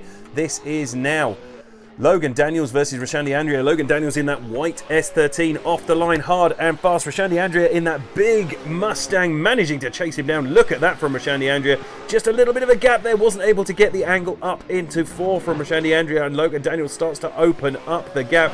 But look how fast that Mustang is at closing it back down again afterwards. Big dive from Rashandi Andrea all the way up onto the door. Gets the hammer down. Forces his way through back onto there, but Rashandi Andrea unable to keep up with the pace of that RPS 13 in the longer corners. Very interesting. It's another car that with those big D-cells is able to get everything dialed right in. Look at this. Rashandi Andrea just leaves the gap a little bit open, has that problem coming up to the end of the first corner and then manages to sort it back out through those D-cells.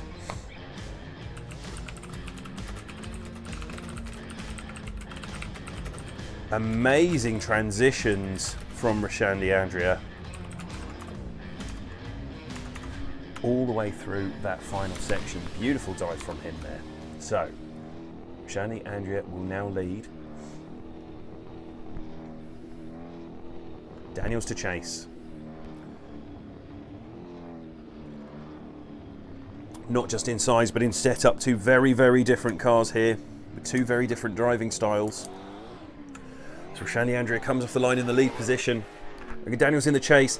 This is going to be crucial. Rashandi Andrea with that straighten in the first run, unable to keep that proximity, was out having that little error. But look at this from Rashandi Andrea. You can see the pace in the Mustang as Logan Daniels struggles to keep up. Rashandi Andrea sends it almost backwards into the wall. Rashandi Andrea absolutely pushing the limit, determined to make up for that mistake.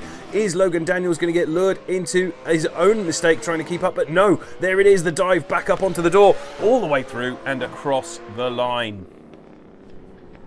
What a run.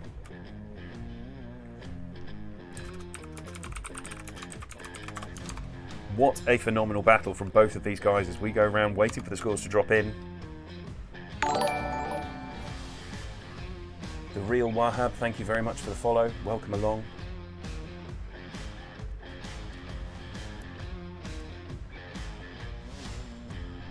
Beautiful run from these guys here. I'm going to transition across. I can tell you already Even as it flashes up, the judges have already made their decision. That is all Logan Daniels. Congratulations to him, making it through to the top 16. Now we get to find out who he's going to be going up against. Is it Vakaris Aliukas or is it Vadim Abramov? This is the battle of the V's. The battle of the V's for victory. Who is going to come out on top here?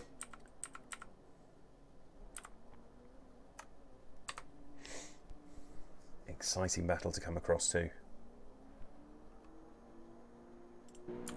They're on the line already in identical cars. These guys have driven together a lot. Vakaris Aliukas, Vadim Abramov. Vakaris on the left in the green RPS 13. Vadim Abramov on the right in the complete Stefan Stefanov replica car, including livery. Both of these obviously identical underneath as it's come from the car pack. But oh, look at that, Vadim Abramov right up into the side of Vakaris Aliukas, getting the aggression out early on that initiation. Don't forget there is a small decel allowed there. Vakaris Aliukas taking advantage of that to get the car settled, and Vadim Abramov deciding, no, you don't get that right. You don't get to slow down in front of me. Here, have some of my bumper.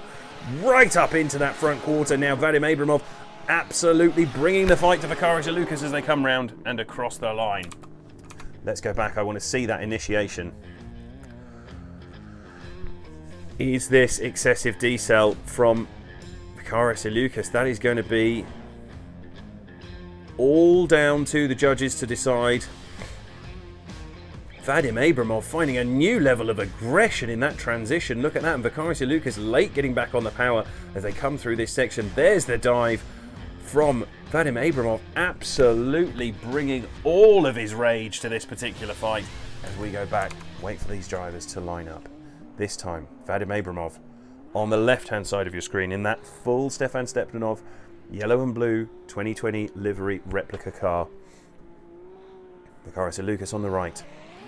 V for victory. Who is coming away with this?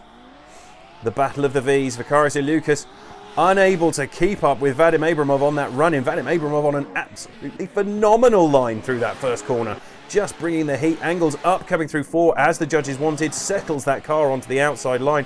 And now Vakaris Aliukas gets up into that rear quarter. Is it enough? Is it too little, too late? As Vadim Abramov seems to have found a whole nother realm of driving skill that he didn't tap into fully yesterday. That is a phenomenal lead run from him.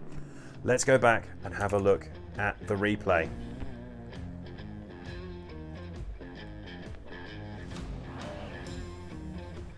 Rise in the chats. I bet the winner's name starts with V. Well, I bet they're driving an RPS 13 with a 2J under the bonnet as well. We're channeling our full inner Jared Diender here as we just talk rubbish for the sake of it. Look at this from Vadim Abramov though.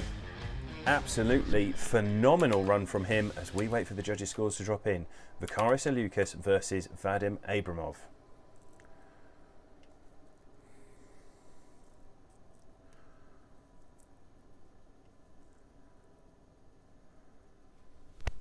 Vadim Abramov on the right there. Vakaris Aliukas on the left. Vadim Abramov managed to come through that start chicane faster than almost anyone we've seen. How did you know, Ben? I don't know. I've just got a premonition about these things. And it slides left. That is 3 votes for Vakaris Aliukas. Vadim Abramov, just too much aggression in that first run. Vakaris Aliukas gets the win and advances on to the top 16. We have 2 more battles in the top 32. 2 more battles yet to go in this top 32. Cormac Gard versus Danielis Parangauskas is next. They are already on the line. We've gone straight down to it.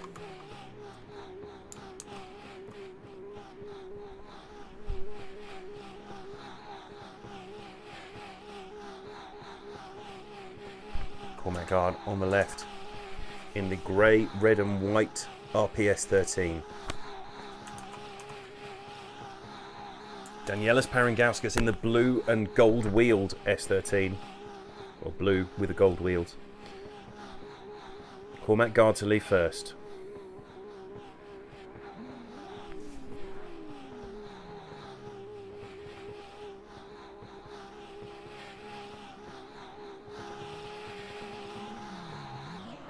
Here we go, Cormac Guard absolutely snaking that chicane, racing line through there, getting the power down as much as he can. He's determined to get away, but he's not managing it. Danielis Parangauskas managing to stay with Cormac Guard. Is Cormac Guard overseeing his own undoing as Danielis Parangauskas sends it into the D-cell zone and puts Cormac Guard straight into the wall. That is the exact definition of why we have the D-cell and throttle map as part of the briefing. We do not want to see collisions like that. It is a very nasty experience. Any of our drivers who are in VR will know that that is absolutely horrific.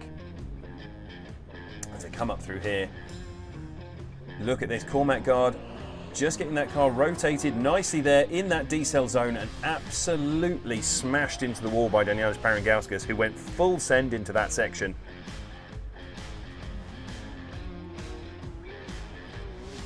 He's coming for you, Cormac. He's checking his list twice. He knows you've been naughty. That was your penalty. Here we go. We come back to the line. Danielis Parangauskas now to lead in that blue RPS 13. Stefan Stefanov replica car. Stefan at BDC this weekend. Three Sisters this weekend with a different layout this week. Some international drivers as well. Don't forget to go down and check out the stream if you are not local, and if you are local, highly recommend getting yourselves along to Three Sisters for the British Drift Championship this weekend. Support good friend of the team, Carl Farrar, and sponsor of the team, Chris Ennis, who is doing the mechanical work. Oh, and someone's knocked me off the server again. Oh, look at that. Look at that. People apparently incapable of not smashing into parked cars in the pits. So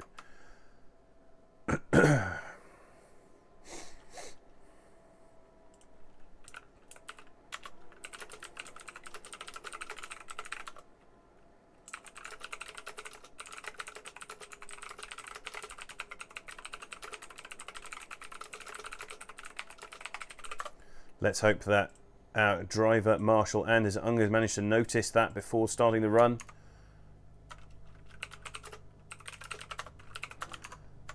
Here we are back to that start line from the inside Danielis Parangauskas' car. Sorry to those guys who are ready on the line. Here we go, Danielis Parangauskas off the line. Cormac Guard in the chase position. That contact from the first run potentially being event deciding for one of these guys. Danielis Parangauskas, look at the speed. He was determined to get away and try and make it, so that was an inactive chase for Cormac Guard. He must know that he's at risk of being at fault for that contact in the D-cell zone, and now Cormac Guard gets back into it, but it's shaky, it's wobbly, he's not able to maintain clean proximity. It may not matter, but this is not Cormac Guard firing on all cylinders as he gets up into the door of Danielis Parangauskas. This is an absolutely outrageous contact-filled battle.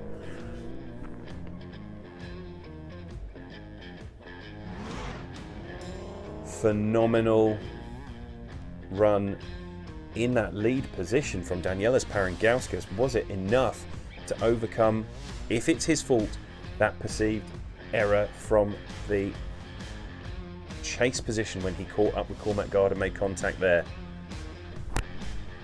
Let's go to the results.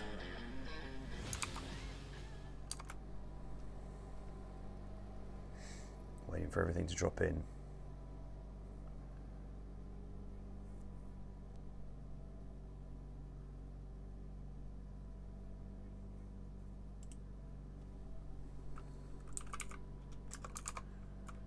That is 1-2 for Cormac Guard. Is it unanimous?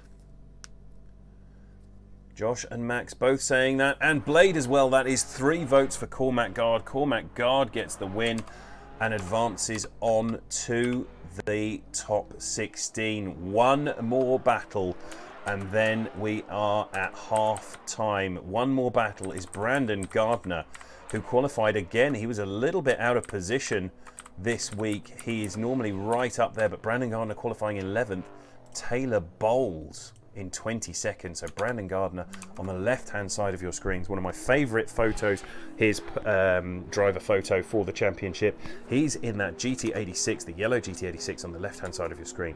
On the other side of your screen, the right-hand side, is Taylor Bowles in the purple S14.9 James Dean replica. Let's see this then. Brandon Gardner, the first guy to lead from this battle.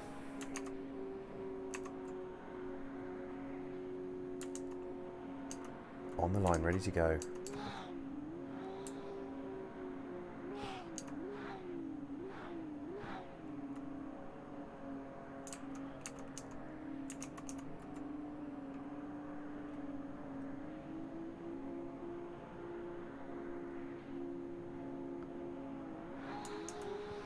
light goes green on the dildo of destiny.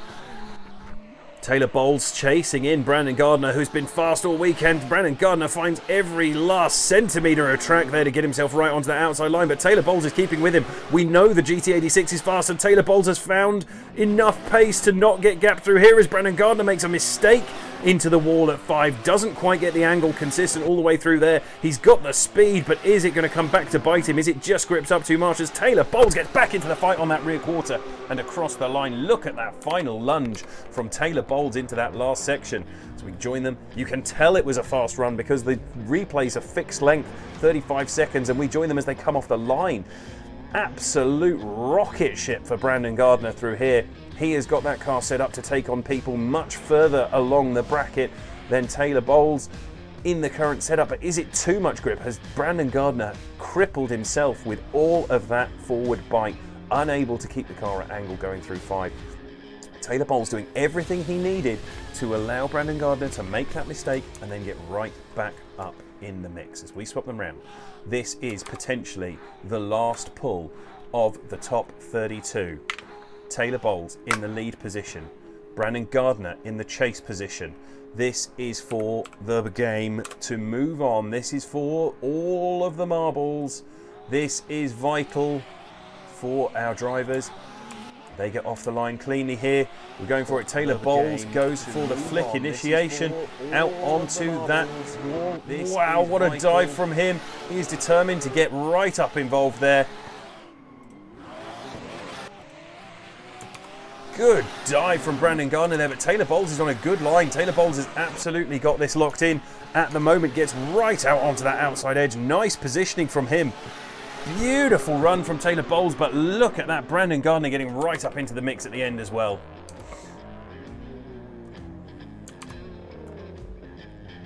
This is it, Taylor Bowles getting nudged from Brandon Gardner in that first corner. I don't know how I didn't see that first time round, but this transition, look at Brandon Gardner get right back up into the mix. Taylor Bowles is right on that outside line. You can only have this proximity if you really trust the guy in front, and that was beautifully executed from both of them there. Phenomenal driving from these guys as they get up onto that outside line and across the finish.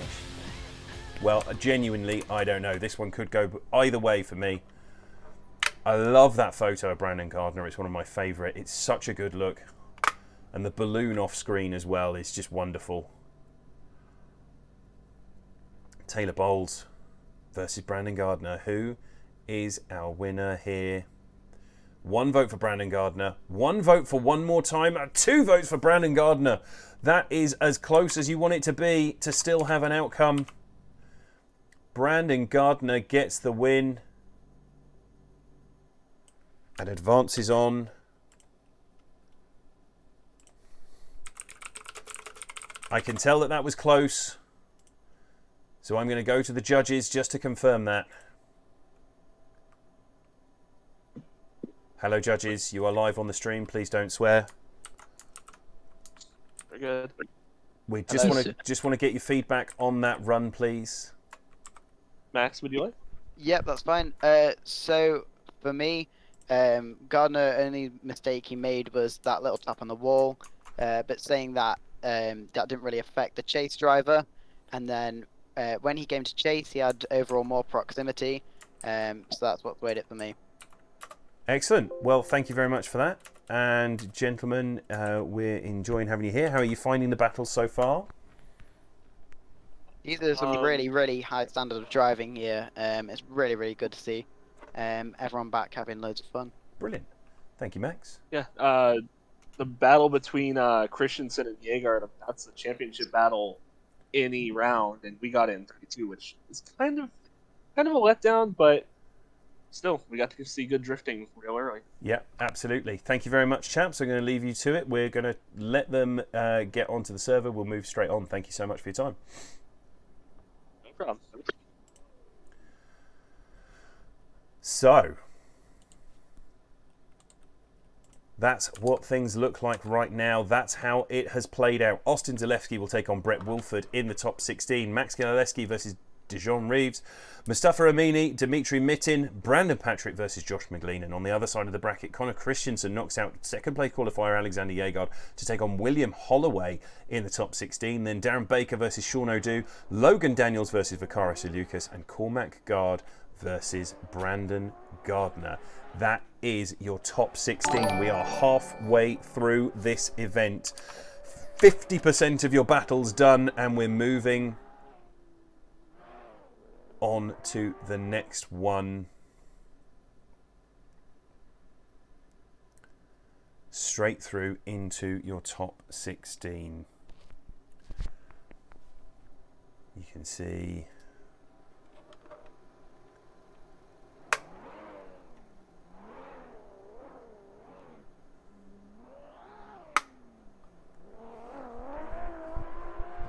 Panic Pumpkin, thank you for the follow. Good to have you here.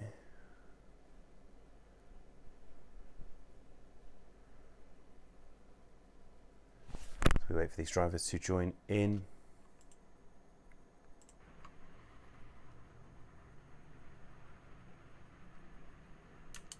Your first few battles going to be Austin Zalewski versus Brett Wolford, Max Galileski versus Dijon Reeves, Mustafa Amini versus Dimitri Mitin, and Brandon Patrick versus Josh McGleenan.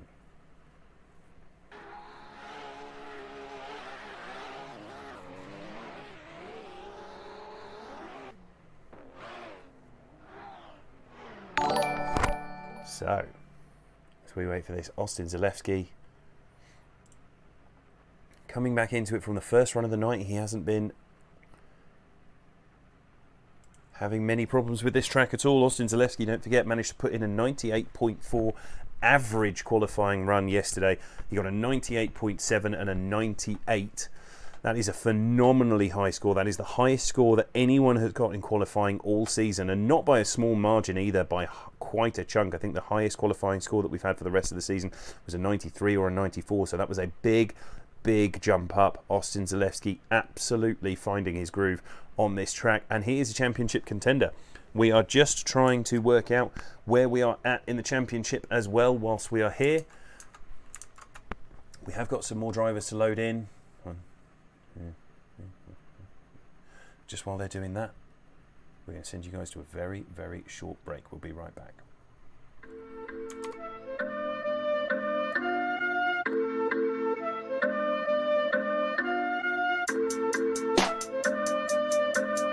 Look, yeah, I came on the scene and I did it alone. I work every weekend, I've been in the zone. Got so many bars, I don't need a phone. They call it a game and I'm looking for thrones. Going through every comment, I'm wondering why everybody been talking and telling me how I'm supposed to be rocking. But really they wish they've been doing this all on their own. Negative talk don't faze me, I got real fans who gon' play me. Skill don't work when you're lazy, and I see dreams wasted daily. And I'm going to get it right now, cause nobody been handing it out. Everyone know that I'm playing for keeps. The quicker you get it, the quicker you leave. And I've been working like 10 days a week, never got time to be spending asleep. I've been dreaming up with my eyes open, that 3-1 lead, but I'm not choking. They all cap like caps lock, this the anthem, take your hats off. Not concerned about trash talk, I'm counting down to that blast off. Like whoa, I'm ready to go, don't give advice, you ain't done it before. You think you been ballin', but look at the score. We rockin' that camo, we going to war. Yeah, I'm Tom Brady with a comeback, you falling off like a hubcap. These other rappers are Thursdays, so we talk about you as a throwback. I know who really killing it now. I'm making my family proud. Don't matter what everyone's saying, as long as I'm what they are talking about. Yeah, hit a milli now, they be sitting down, I be moving up. I'm the reason why they be giving up, cause they can't relate. I've been on my way to a better life, had to sacrifice sleeping every night, working overtime, had to pay the price, following my dream. Now I'm on the rise, they be watching me. What a time, what a time. Last year I was on mine, this year I'ma keep it going. New album, you know it's coming. I've been down with the same ones, new year I'm the same one. Don't play with me, I don't play nice, and I'm building up, this ain't overnight. Like whoa.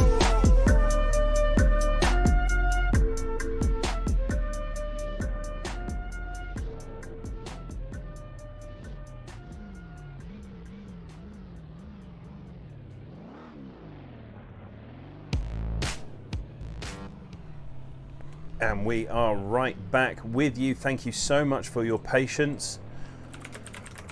We have got our first two drivers on the line. It is going to be an interesting one. Austin Zalewski versus Brett Woolford. Austin Zalewski on the left in that RPS 13. Brett Woolford, one of the few drivers to really make that Mustang dance around this track as Brett Woolford tries to get up onto Austin Zalewski on that first corner.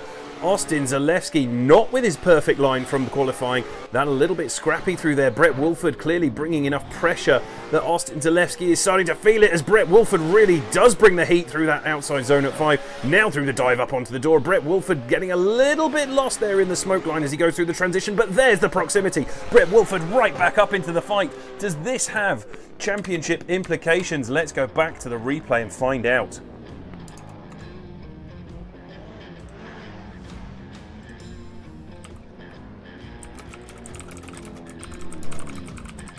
So here we go, just seeing this on the replay. That gap is where it really could have been Brett Woolford's undoing. We start to see him get back into it here all the way through this section, round and across the line. As we go back to the start, Brett Woolford will lead now. Has he got Austin Zalewski's number? Very few people have had it this season.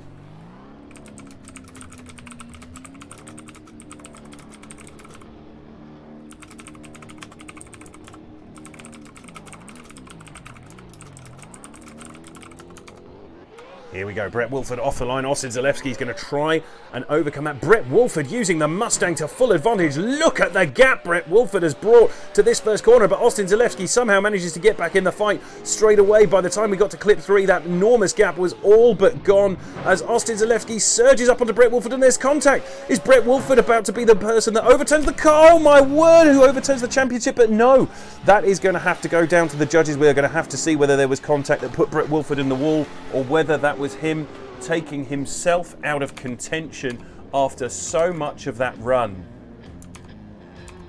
Wow. XE Baggins, I'm sorry.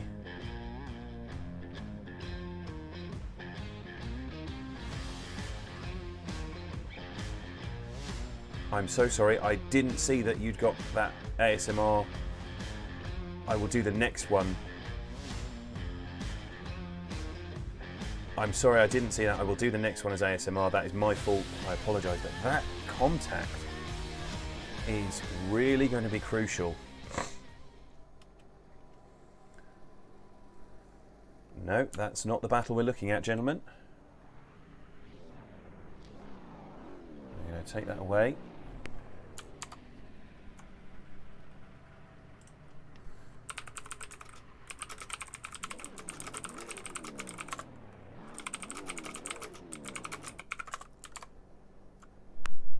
Wait for that to update.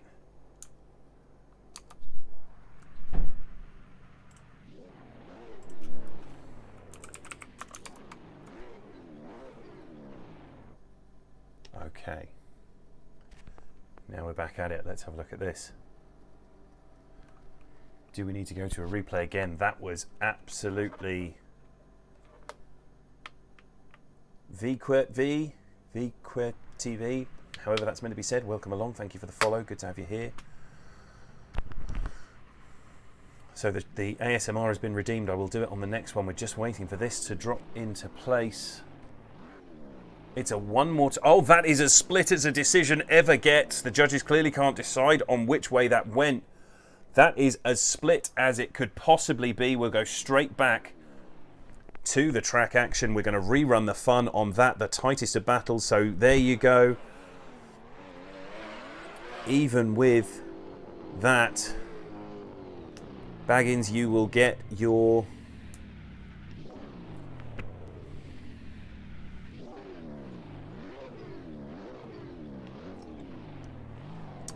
ASMR of this battle after all, but it's on the rerun the fun. The drivers absolutely, well, sorry, the judges absolutely split there. You don't get any more split than one for each and a one more time. That is as split as it gets. So here it is, the redeemed points on the ASMR. As they come off the line, Austin Zalewski in that lead position, determined to try and overturn the ability of Brett Woolford to stay in proximity. A beautiful dive from Brett Woolford up onto the door.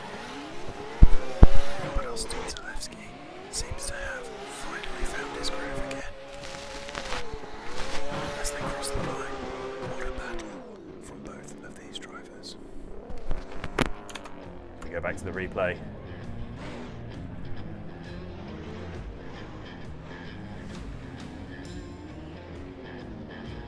Phenomenal run through that section from both of these drivers, but you can see Austin Zalewski just managing to get fully back into the rhythm with everything he's doing through there.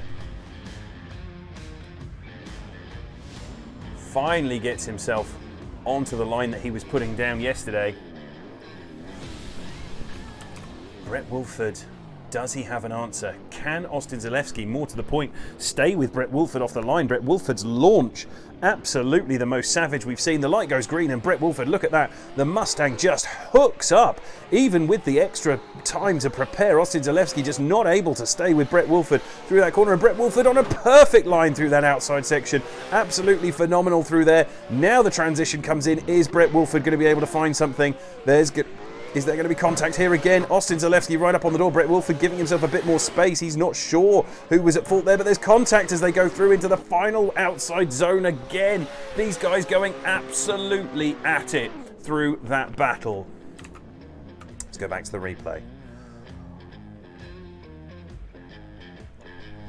You can see the one thing that has been consistent ever since we released this pack is that nothing keeps up with the Mustang off the line unless you jump the lights. It is just so perfectly balanced for that launch. And who would have thought the American muscle car good at the drag race? Phenomenal work from Austin Zalewski to get back in the fight, but there's contact there again. Contact from both of these drivers. It's going to come down to contact at fault. Could we see it go another one more time? Does it swing backwards and forwards both ways across the battle? Lead versus lead, chase versus chase. Let's have a look and see how this plays out.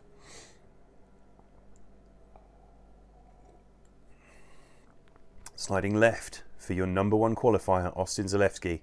Sliding right for your number 16 qualifier, Brett Wolford,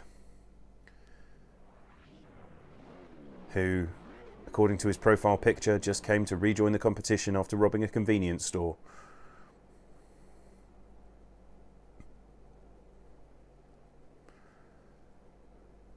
Judges poring over this one, determined to make the right decision. Every single thing that they do at the moment has the championship implications.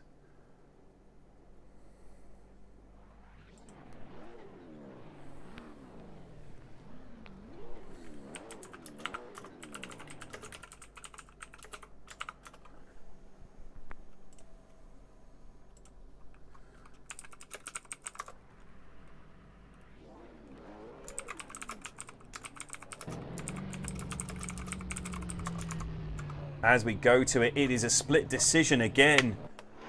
What? That is incredible. Brett Wolford on a split decision, overcoming Austin Zalewski. That is an extraordinary outcome, but Brett Wolford, clearly they're deciding that that contact, Austin Zalewski's fault. We're going to go to the judges. Don't you worry.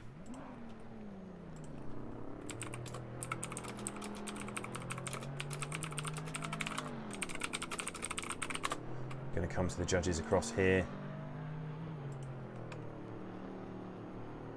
Judges, hello. With it going one more time and such a controversial, potentially, outcome, just wanted to come to you and confirm the reason for that victory for Brett Wolford, please. Well, for me, on my end, I thought he had over-rotated just a bit coming out of wall 1. And when he went over to wall 2, I thought there might have been a let-off. But that's why I went with Austin. So, Max or Boyd, would you like to? Yeah. I mean, go on. First, Mike. No, you go first, Mike. I think Austin's chase was pretty good, but it was a little bit on the scrappier side at times. And then, you know, Brett did 2 pretty good runs, no huge mistakes that I saw. So that's why I took it for me. Okay, so the contact in that decel, in your opinion, Blade, did that come down to Oskin or to Brett? Was that the defining feature in that battle?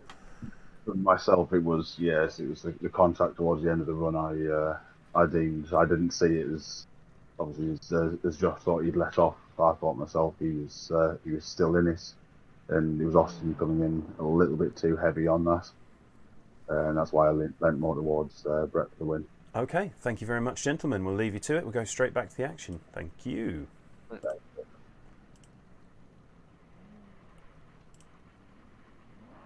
Okay, we are back to the action. That was the outcome there. A phenomenally unlikely outcome for Brett Wolford at the beginning of the day. Anyone would have said that Austin Zalewski was our favourite to win. But here we go. This is Max Galileski now to lead in Dejon Reeves. Dejon Reeves right up in the mix with that RPS 13. He has been one of the better drivers in that car. We know that that thing is phenomenally fast. Just gives Max Galileski the room into clip 3 to be able to then send that dive into 5. But Max Galileski absolutely railed around that outside line, beautifully hooked up there as he comes through the transition, and there's contact. We have seen contact there before. We saw it in the last battle. It is going to come down to who is at fault on that section. And I'm sorry, I've just noticed that this section was up with the drivers in the background, so you're going to have it on the replay as well. That's entirely my fault. Yeah, all right, I'm aware you can't see the run. Sorry, guys. Going to the judges and coming back, and I only have one monitor, so sometimes I miss it. That's my fault.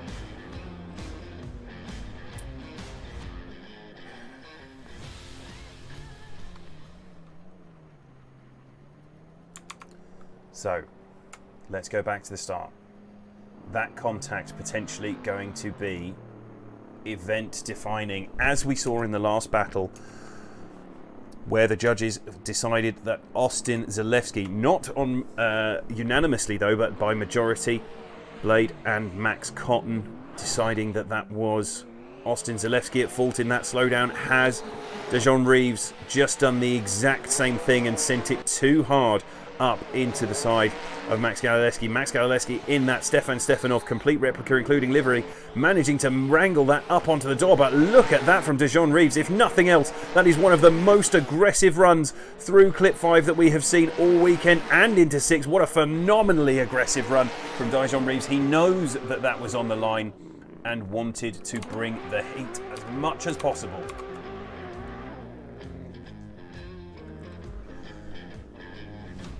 Look at this from Dejon Reeves. Absolutely phenomenal lead through here, allowing Max Galileski to really bring the pressure. That transition, look at the angle from Dejon Reeves as he gets it right up onto the wall. There's a little bit of a waver there, but then he gets right into it, flexing that rear bumper up against the concrete and then back on the throttle all the way through this section. That is a phenomenal chase effort though from Max Galileski, made possible by that fantastic lead run. Let's go back to the judges' scores. Sliding left for Max Galileski. Did he have everything go his way in that battle? Did Dejon Reeves just remove himself from competition?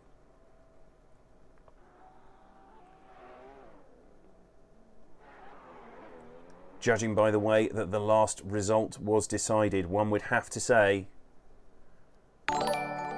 oh, one more time from one judge, but Dejon Reeves getting the result there. We are definitely going to have to go to the judges for that one. I'm going to go right across to them right now.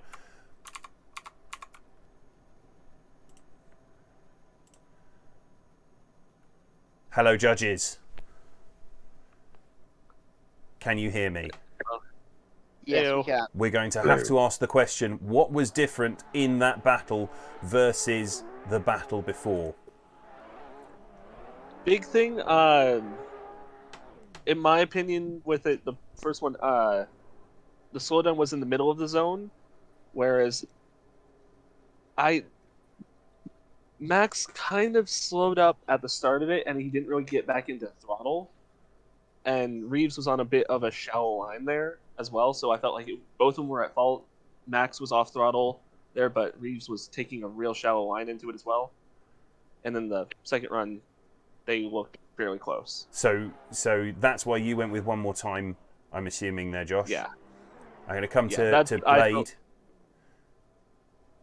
Yes. So basically, we're going to get up. I can already see it starting to play out in the chat. Max Galileski, what did he do differently there that meant that he was at fault with that contact rather than in the battle before where the chase driver was at fault? What was the defining difference in that contact? The defining for me in that one was as Max came into the outside wall 2, coming in as Josh said, it was the slowing mid corner, and it looked as though it was starting not a full over rotation, but it came in with a little bit too much angle, which caused the slowing speed. So Max Galilewski taking too much speed off, excessive decel with his angle into that section rather than the battle that we saw beforehand. Yeah. Okay, thank you very much, judges.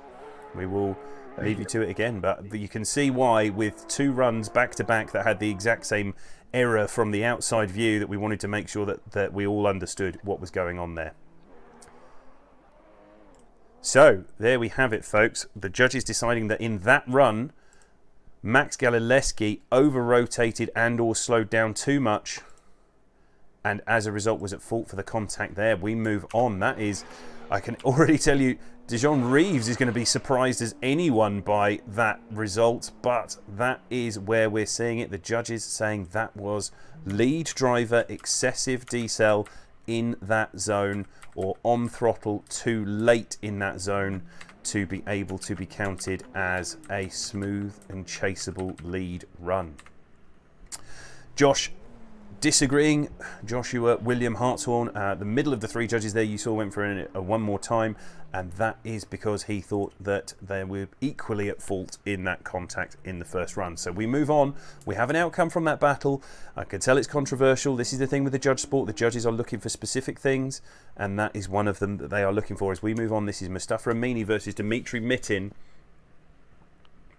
Mustafa Amini to lead in on the left of your screen in that white car. Now, one of the things that we said was that if Austin Zalewski went out early in the championship in the round and Mustafa Amini managed to win, that might well bring the championship back to Mustafa Amini. We're just doing the maths in the background as well, but this is hugely impactful for Mustafa Amini that Austin Zalewski has gone out in top 16. To keep his championship hopes alive, he must make it all the way through to the final and, we believe, win. But this is the work being done right now. Mustafa Amini on an absolute tear, but Dmitry Mitin right there with him. Look at that from Dmitry Mitin. Phenomenal chase run all the way through that section. Let's have a look at it on the replay.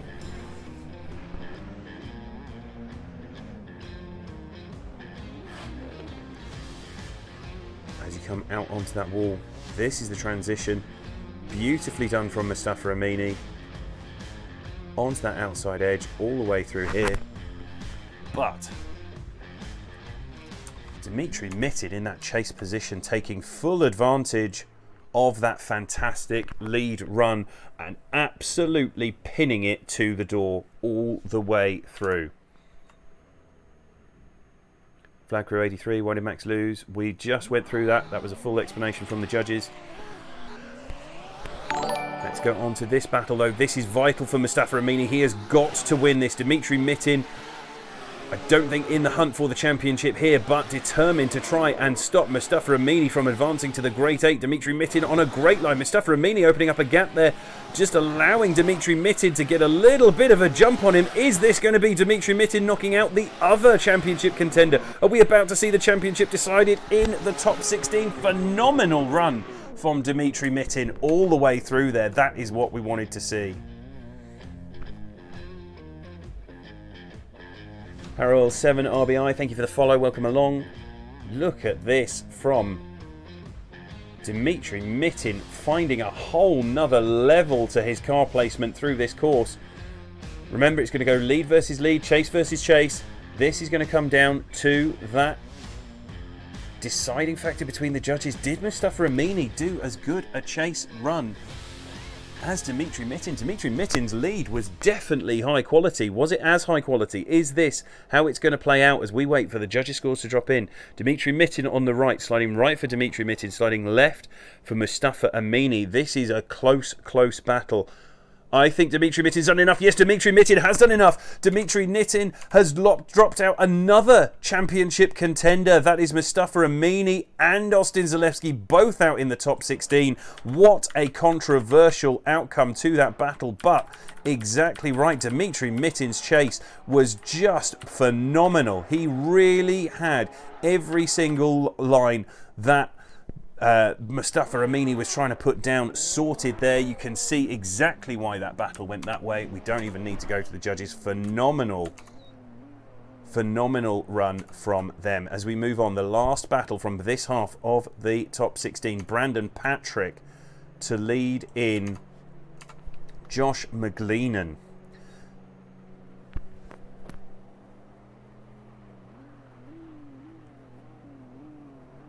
The question being asked already, is 2Z the champ? We are just doing the maths in the background now to confirm. With Mustafa Amini knocked out, I do believe that makes Austin Zalewski our champion. As we see Brandon Patrick throwing down so hard there. Josh McGleenan is determined to stay with him. These obviously very evenly balanced cars. Everyone loves this left-hand drive RPS 13, this Stefanov replica, but Brandon Patrick absolutely throwing to the wall. But look at that from Josh McGleenan. He's right there all the way through. Josh McGleenan mirroring every single tiny little bit of angle there. Phenomenal work from him once he got back into it. We're just waiting for confirmation, but I believe I can confirm that Austin Zalewski is your Tsujigiri Global Drift Challenge champion. That is how it is looking. We are waiting for the very final tally, but that is congratulations to him despite going out in the top 16. We were hoping to see both of those guys, Austin Zalewski and Mustafa Amini, have that fight later on, but both of them knocked out in the top 16 does mean that Mustafa Amini's only chance of stopping that championship from going to Austin Zalewski has slipped away from him now. Congratulations, Austin Zalewski.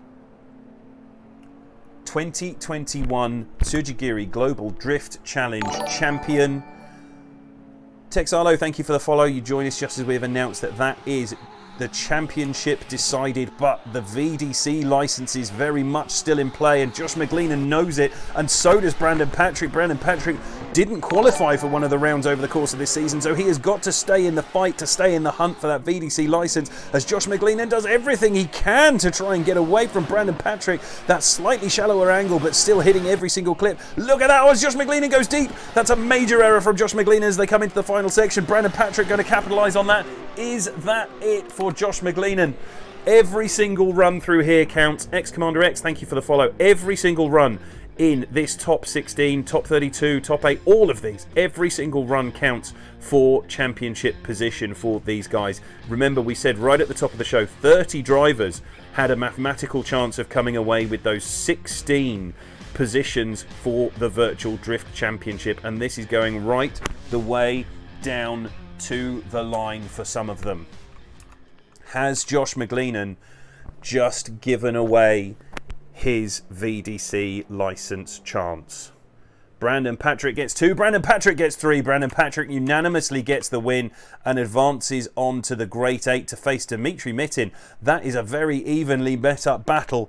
That is going to be so interesting for these guys. Brett Wolford in the Mustang versus Dijon Reeves in the PS13 with the V8, and then 2 Stefanov replicas, Dimitri Mitin versus Brandon Patrick on the bottom half of that bracket. And as we come back to the brackets, talking of brackets, language fail, bruh. As we come back to the bracket, let's have a look at this. That is what we're saying. Brett Wolford in that S550 Mustang versus Dijon Reeves in that RPS 13 with the supercharged V8 under the bonnet. Then Dimitri Mitin versus Brandon Patrick, both of those guys in the Stefanov replica BDC 2JZ powered Rocket Bunny equipped RPS 13. On the other side of your bracket, your next 8 drivers: Connor Christensen versus William Holloway, Darren Baker versus Sean O'Doux, Logan Daniels versus Vakaris Ilukas, and Cormac Gard versus Brandon Gardner. All of that still to come. So. Welly. Congratulations to Austin Zalewski, your 2021 champion. That is the championship decided for him. But we are not done with the VDC licenses. Everything from 2nd down to 16th still to play for. These guys have to keep tight on their battles all the way through. That is going to go all the way down to the bottom. So Who's going to come away with a VDC license? We know that Austin Zalewski have one. We're pretty confident that Mustafa Amini has one. Brandon Patrick's fighting to keep hold of his chances to get one. A few of the drivers that were on the bubble have already gone out. We don't know how they're going to position at the end of the championship. We're doing the maths in the background all the time because there's so many drivers involved in where it's going to move up. The promotion versus relegation is going to come right down all the way to the final. It is incredibly exciting. But Austin Zalewski is your 2021 Tsujigiri Global Drift Challenge Pro Champion. That's it. The championship is decided. Congratulations to him. It is all over for first place. But from second down, there's still places to play for. We're going to move on. We're going straight into the second half of your top 16. We're over halfway through the overall competition tonight. We're halfway through the top 16. We have still got a load more battles to come, a load more exciting things to show you. The bracket that you've just seen is still playing out, and we do not know who is going to be your final winner of the season. It is all super exciting. So many favourites, so many contenders already knocked out, not able to take part. We have people who are still waiting on some more points to roll around, and then they're doubtless going to be reclaiming things like the ASMR commentary, which if you're on the Twitch you can save up your points for, your clipping points, and also the D1 style commentary, which I do in a way that is hopefully as inoffensive as possible to D1 themselves. You guys can stay with us all night. Brandon Patrick's through. I've just seen him pop up in the chat. He's very happy about that. We are going all the way through to the end of the evening, and then we are going to be going across and having a look at the Formula D stream as that plays out in St. Louis. So stay with us. We're going right back to the action. Tsujigiri Global Drift Challenge, round 4, the grand finale. Let's get back to it. You're kidding, I've been kicked again because people can't drive through the pits. Oh, okay, we'll rejoin that.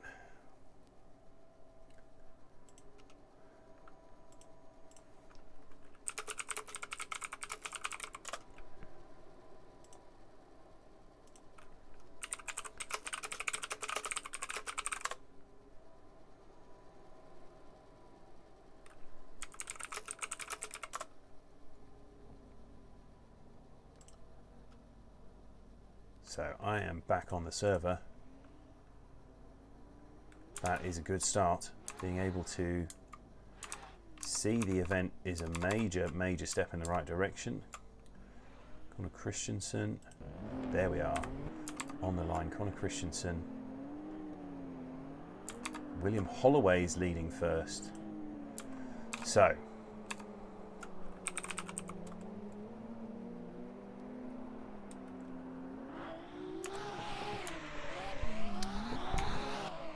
as they get underway, Connor Christensen chasing in William Holloway. William Holloway to lead on the left-hand side of your screen in that RPS 13. The S14.9 of Connor Christensen right up into that rear corner. Connor Christensen is fighting for third in the championship. That is how this plays out.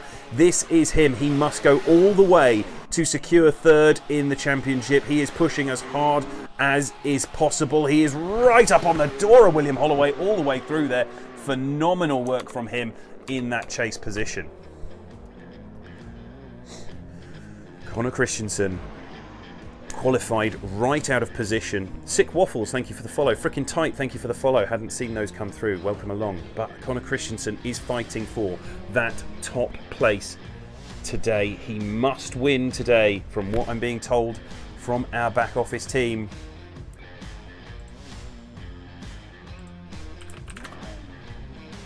He must win today in order to secure third in the championship. We are just running those numbers again to be absolutely certain.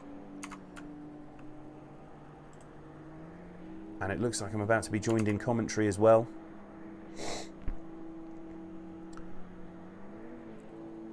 By one of our former judges and VDC competitor, Caleb Dauphiné. As we switch it around, Connor Christensen absolutely firing into that outside line. Beautiful work from him, but look at William Holloway right there with him as they come out into this outside line. Connor Christensen knows that the pressure is on. He's got to have a great round to make up for the earlier rounds where he had a couple of problems. This is all about trying to get himself right up to the top step as he makes a problem, has to make an adjustment, gets out into the outside line as that swung it back towards William Holloway. Is this it for Connor Christensen? After all of that work, all of that time trying to drag himself back up into contention for the overall championship standing, has he just lost it on that wall coming through that section?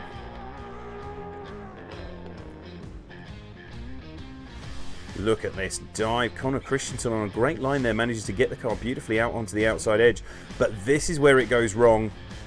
Connor Christensen just gets into the wall there at 6. It affects his line, allows Williams to back up right up onto his door as we wait for those judges' results to drop in.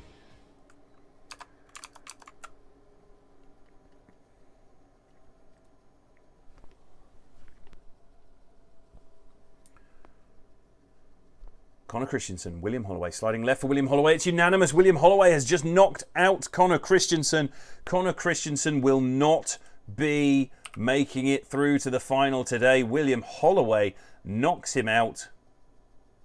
What a close battle. That one mistake from Connor Christensen, potentially enough to end his hopes of third in the championship. We will run those numbers again just to be absolutely sure, but that is definitely William Holloway advancing on to the Great 8. Who is he going to face? That is the next question. Is it going to be Darren Baker, or is it going to be Sean O'Doo? The battle of the RPS 13s again.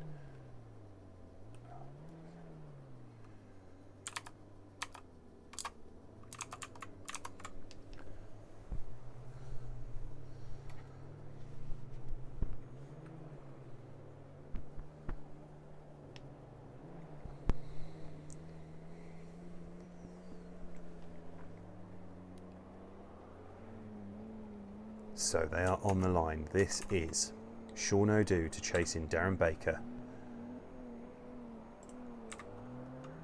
who is facing William Holloway in the Great 8. Sean O'Doo in the chase position. Darren Baker fires in onto that outside line, determined to get as far up onto that outer edge as he can, while Sean O'Doo, using that shallower inside line to try and maintain proximity, sends it up the inside onto the door of Darren Baker. Darren Baker on a lovely line, just managing to massage the car around that wall. Could have gone a little bit deeper into 5, but manages to get deep as possible into 6. But look at this from Sean O'Doo, right up on the door, right involved in that battle and across the line. Phenomenal run from both drivers. As we go back and watch the replay,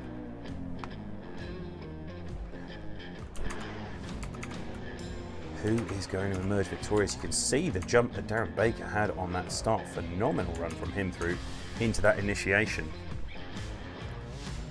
Sean O'Doo getting it all the way up into the door.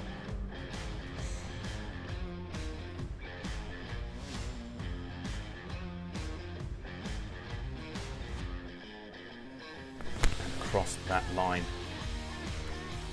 We go back to the start. Sean O'Doo to lead now.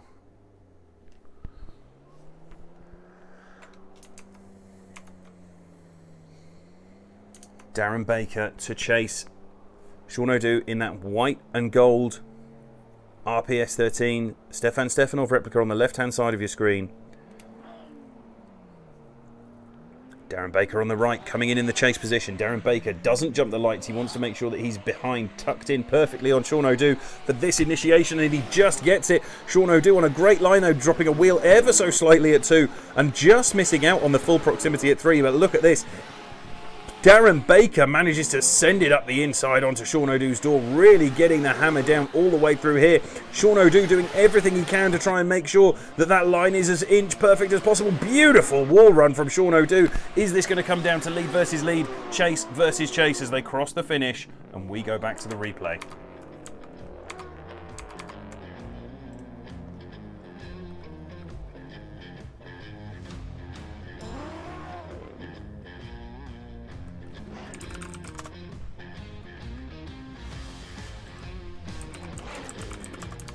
Waiting for don't forget to join me in the chat.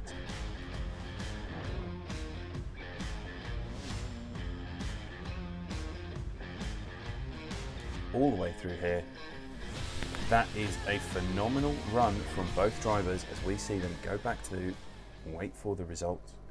Frickin' tight car pack. The car pack's the Sujigiri Pro Pack, which you can find if you go via we send everyone via the YouTube because we're dirty attention whores. So if you go via the YouTube channel, you'll be able to find the link to the car pack there.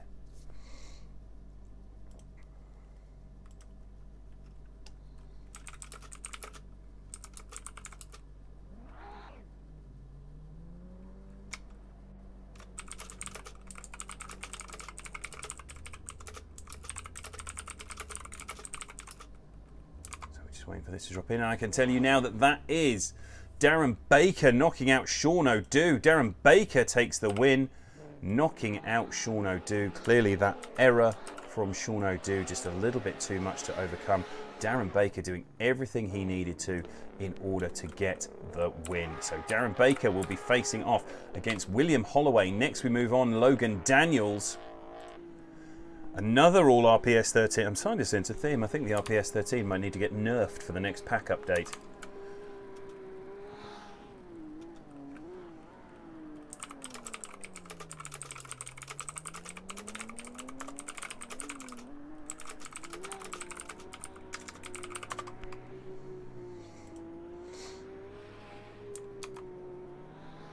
So, with William Holloway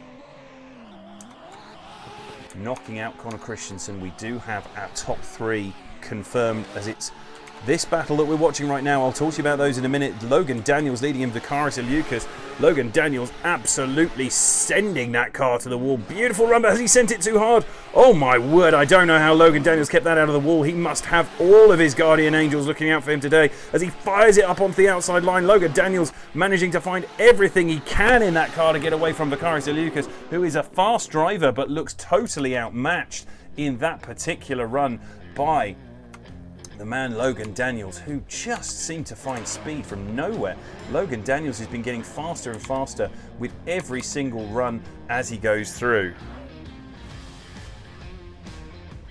Logan Daniels gearing up to have a real run on the podium today, getting himself onto that outside line, and here comes Vicaris Eleucas trying to get that dive, but somehow, even with all of that pace at his disposal, not able to judge that transition up onto the inside edge and round across the line. We go back to the start, switching it around. Logan Daniels in the white, Vicaris Eleucas in the green. Second half of this battle. While we're waiting for them to start, I can confirm Austin Zalewski, your champion, 322 points. Daryl Diaz, despite not taking part in this week's championship round, manages to hang on to second because of Mustafa Amini's exit in the top 16. And oh, as there's contact, that looked like lag, that looked like a massive lag bump.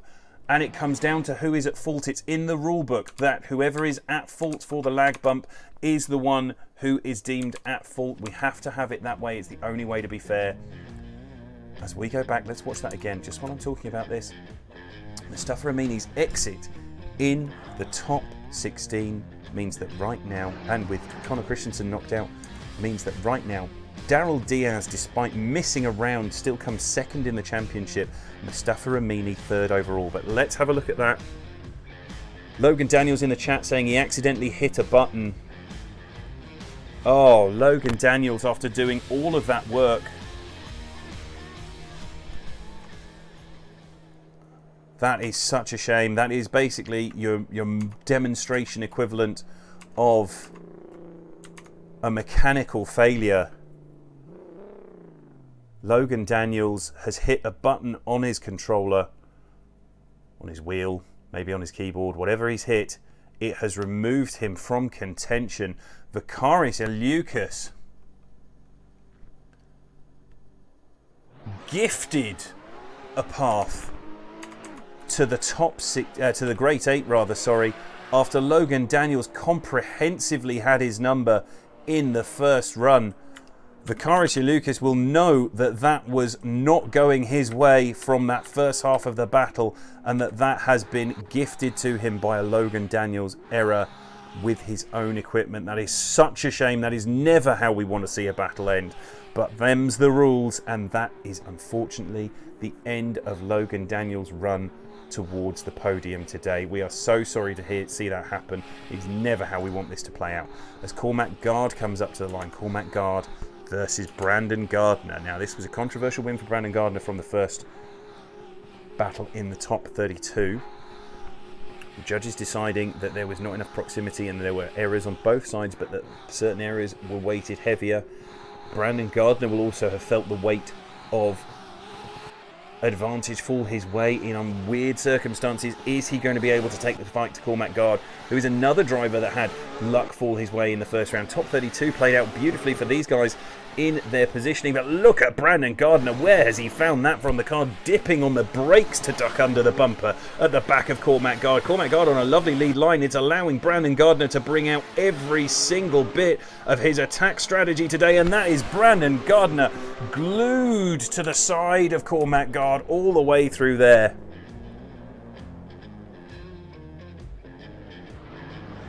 Logan Daniels accidentally soiled himself when he slammed on the brakes on the way into the initiation and hit the pits button by reflex action by the sounds of it. That is such a shame for Logan Daniels. We are so sorry to see you go out like that. This replay, Cormac Gard on a tear through here. To come back to the start. Let's have a look. Breezen86, nice. Breezen86, thank you for the follow. Welcome along. As we see the final battle of the top 16.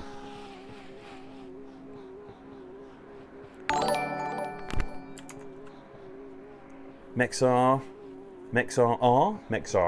however you would like that said, welcome along, thank you for the follow. As we get underway, Brandon Gardner gets off the line, goes for that flick initiation. Cormac Gard clearly caught out by the fact that Brandon Gardner lifted off a little bit on that acceleration. And is that sandbagging? The judges will have to decide, was that sandbagging on the way into that run? We will see here as Cormac Gard surges back up onto the dial of Brandon Gardner. Brandon Gardner running that wall all the way around, looking really settled in that GT86 now as Brandon Gardner gets the hammer back down, but Cormac Gard's right there with him. Where has Cormac Gard found this pace from? Where was he hiding that? Cormac Gard doing everything he can to try and get involved on that run.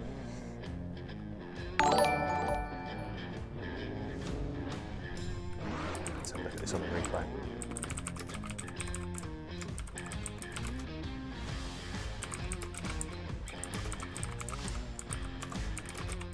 This is where it all starts to get a little bit more interesting here. Can you show the brackets after this? Yes, I will be. I'll be showing the brackets. I show the brackets at the end of every section where we get a complete one. That is Brandon Gardner across the line. Let's have a look at the battle results. Sliding left for Cormac Gard, sliding right for Brandon Gardner. 1, 2, and a one more time. It is not a unanimous verdict for Brandon Gardner, but Brandon Gardner does get the win and move on to the Great 8. I can confirm that is the end of Cormac Gard's day. Brandon Gardner finding every last bit of that run that he can in order to hold on to an advantage. And here it is. This is your bracket as things stand right now, going through into the Great 8. Brad Wolford will face off with Dejon Reeves. Dimitri Mittin will face off with Brandon Patrick. William Holloway will face off with Darren Baker, and Vakaris Alukas will face off against Brandon Gardner, who must be thanking his lucky stars at the mistakes others are making on his way through. He has yet to put together the kind of run that we know he is capable of. All the way through this, it has been going different ways for different drivers. We have seen our number one qualifier and championship leader knocked out in the top 16. He is now champion because also in the top 16, Mustafa Amini knocked out. That stopped him from getting second in the championship. He is now in third in the championship. Daryl Diaz, despite not attending the final round, manages to hang on to second in the championship. William Holloway also stopped Connor Christensen's march on third in the championship, which we believe he was on for during that battle, and that now means that William Holloway is in with a chance of maybe getting to fourth or third in the championship contention. Still, all of these guys, Brett Wolford, Dijon Reeves, Dimitri Mitin, Brandon Patrick, William Holloway, Darren Baker, Vicarious Lucas and Brandon Gardner all trying to make sure that they get their virtual drift championship licenses. That is where we're at, folks. That is what is happening. We are waiting for these drivers to come onto the server now. Brett Wolford is going to be your first driver to see battle in the lead position. He is going up against Dijon Reeves. Dijon Reeves is determined to try and get past Brett Wolford and keep his momentum going. He has looked so fast in that PS13, the supercharged LSX powered PS13, as he makes his way through this track, that he has got to be one of the few people that can keep up with Brett Wolford into turn one. Brett Wolford, for his part, has been phenomenally fast through that first section of the course into turn one and as far as clip two, but then it just seems to fall away from him in the middle section until he makes the transition where the setup of that Mustang comes back into play. It is all still right out there, incredibly difficult for everyone to judge how this is going to play out. It is a phenomenally tight round and we are enjoying every single second of it. Let's get back to the action as we move on to the great event. Bitbam, what car pack do they use for this? It's the Tsujigiri Pro car pack, which is this is all officially affiliated with the Virtual Drift Championship. Kai XCZZ, thank you for the follow. Welcome along. So the tyres that have made up the new part of the Tsujigiri Pro car pack, this is going to be the tyre set that is used for the new tyre set for Virtual Drift Championship this coming season, which they're able to join in on. Our top 16 drivers get their VDC licenses to go and take part in VDC season 2021-22. That is what's on the line for these guys. Austin Zalewski, your champion for 2021, has moved on to that VDC license for sure, as has Mustafa Amini. And also, sorry, just seeing Gusto's comments, I'll read those out in a second. And also on to the VDC goes Mustafa Amini and Daryl Diaz. Now I was wrong, sorry, I got these the wrong way round. It is actually going to be Dijon Reeves. Dijon Reeves is going to be the first lead for this battle. He qualified in 9th position.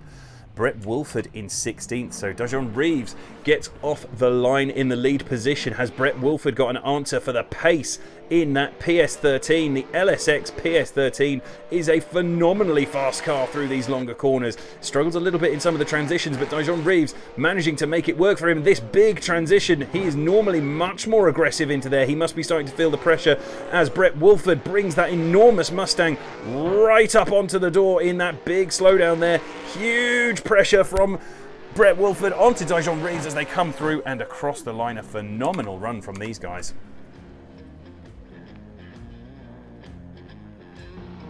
So the thing that made me lose attention, for those of you who are not on the Twitch, OTM Gusto, who of course is a VDC driver already, Tsujigiri Collated, you're so beautiful, never forget that. Cute, I know I removed your conversation. We have a true love there. I can smell your love and your smiles. It's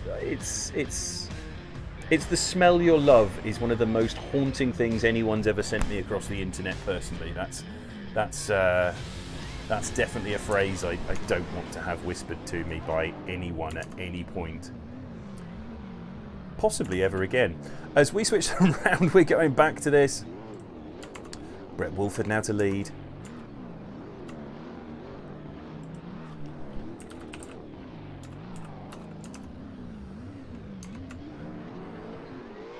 I can already tell that someone's gearing up to claim some kind of special commentary as we go for it. Look at that from Dijon Reeves. Dijon Reeves gets right up into Brett Wolford's business, and it's made Brett Wolford make that mistake that we haven't characteristically seen of him in that section. Dijon Reeves, oh, with that excessive decel, we're going to have to go to the judges on the replay. Was that too much slowdown from Brett Wolford, or was that too much aggression from Dijon Reeves? Oh, wow. After such an incredible first start to that run, we are now going to have to go back to the replay and see this play out. Let's look at it. All the way through here. This is going to be crucial. Look at that from Dijon Reeves. He's right there like white on rice all the way through that first section. Now this is the section. Does Brett Wolford get on the throttle a bit late? No, he's on the throttle at the right time. Was he massaging it? It's going to, well, I don't know. I'm not a judge. They have the telemetry. They're going to have to go back and look at that and see who was at fault there after Dijon Reeves was basically as aggressive as you would ever want to be in that situation. Has Brett Wolford just been gifted a path through to the final four by an overly aggressive Dijon Reeves? Or did Brett Wolford throw the anchors out the back of that Mustang for just a bit too long? We've seen this go both ways in different parts of the top 32 and onwards. We've seen some drivers get an advantage from the fact that the lead slowed for too long, and we've seen some chase drivers get an advantage, lose out from being too aggressive and diving up onto the inside. It has gone in every direction conceivable all the way through this battle tree so far, and this one is going to be crucial. This one really matters. Dijon Reeves has found a whole new level to his driving for this weekend. That chase position through that first corner, one of the most impressive turn ones we've seen all weekend, to then have it fall apart from a little bit, maybe too much aggression into that second corner. Is that the way our judges see it, or was that Brett Wolford off throttle for too long? Now the judges have the option to go back, to log off the server, and to make a decision, and they've made a decision. They've made a decision that was Dijon Reeves not at fault in that section. They're showing on their telemetry that Brett Wolford did not get back on throttle at the right time. Dijon Reeves makes it through. Your 9th place qualifier makes it through to the final four. He is going to be thrilled with how his weekend's going at the moment, and don't forget that he earned that in that first half of that second run. He was so close to Brett Wolford through that section. As we move on, Dimitri Mitin is your next driver up to the line, I believe, to lead in this next battle. Brandon Patrick qualified. It'll be Brandon Patrick, I'm afraid, who qualified in 5th. Dimitri Mitin will chase first. Brandon Patrick to lead first.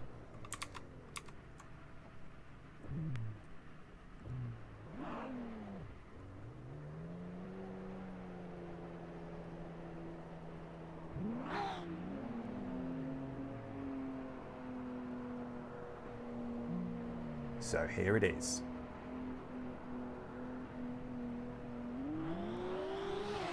So I know how it looks. I'm seeing Ray J on the chat saying it looked like he hit him. I know what it looked like. The judges do not have the same views that we are using for this here. They have their own replays that they can access from their computers. They also have all of the telemetry to be able to look at the throttle pickup on the server. But this is a phenomenal battle already. Look at this from Dimitri Mitin, getting right up in Brandon Patrick's business all the way through here. Brandon Patrick absolutely on that perfect lead line, but Dimitri Mitin bringing the fight the whole way through. Look at this from Dimitri Mitin. Brilliant initiation. Right up onto the door of Brandon Patrick. No contact through there from the looks of things. Brandon Patrick just manages to get the car wrangled up, slowed down into here, and Dimitri Mitin surges forward, pretty much wheel to wheel on the front quarter, into that decel zone for 5, then back on the power all the way around here onto the outside line. Beautiful from both drivers. You cannot get a chase like that without a phenomenal lead.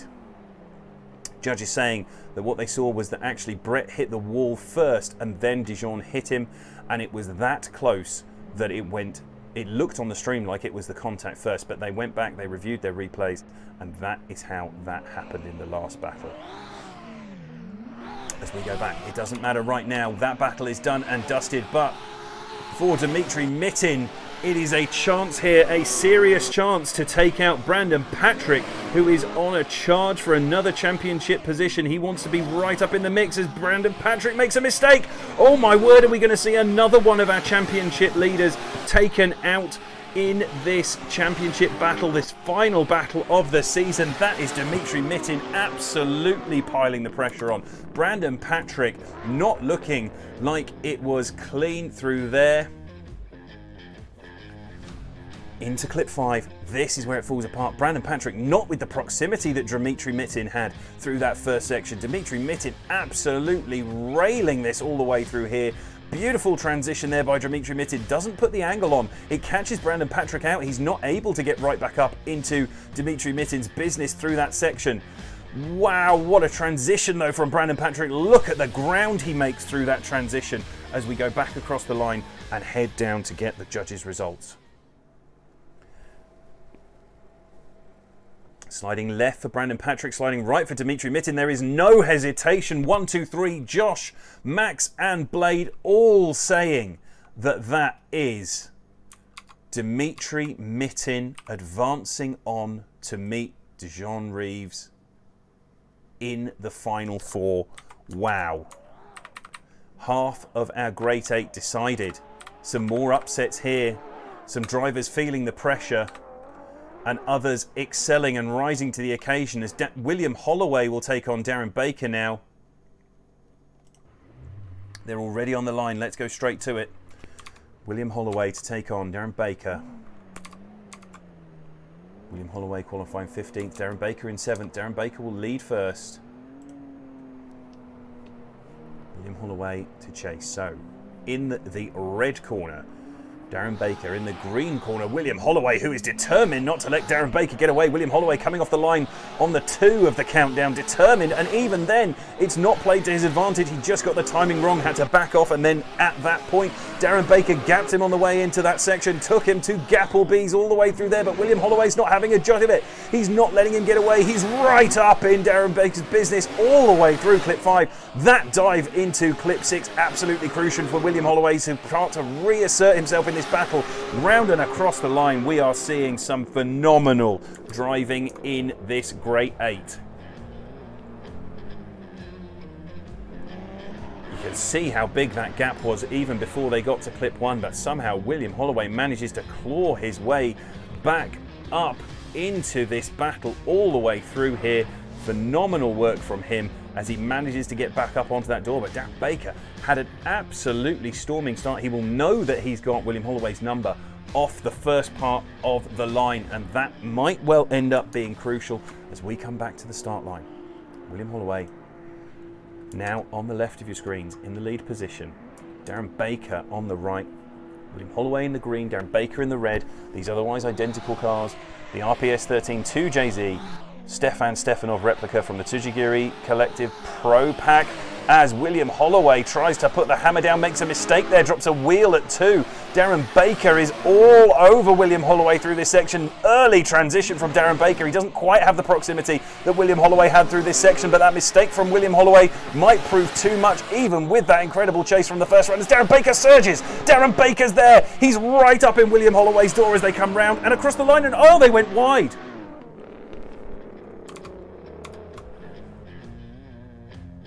Wow. I've probably had too much coffee for my heart to be able to handle this much excitement for this long. Everything is serious now. Serious business.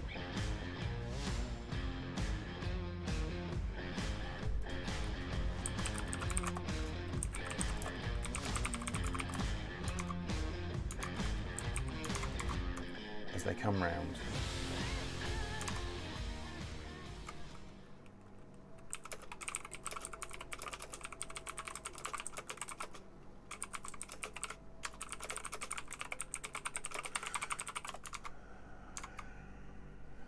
Would help if I'd gone to the correct screen. Sliding left for Darren Baker. Sliding right for William Holloway.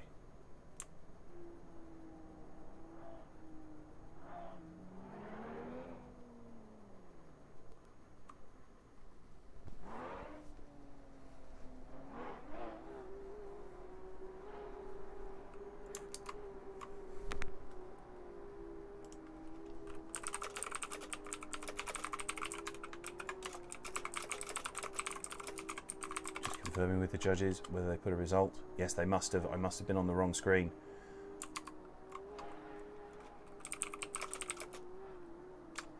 Okay, I can confirm. I'm getting it confirmed through the back passage. Not in a sexy way, that's horrific. No, it's not horrific. That was badly phrased. It's a horrific phrase that I used. I confirmed that Darren Baker won that battle. The judges have confirmed that Darren Baker won that battle. Well done to him, knocking out William Holloway on his way to the final four. Now, who will he face? Is it Vakaris Lucas or is it Brandon Gardner? Brandon Gardner in that yellow GT86 has had the rub of the luck so far as he gets onto that outside line. But Vakaris Lucas has also had a run of luck and he's feeling confident off the back of it. Just slots back onto that rear quarter through this transition to allow...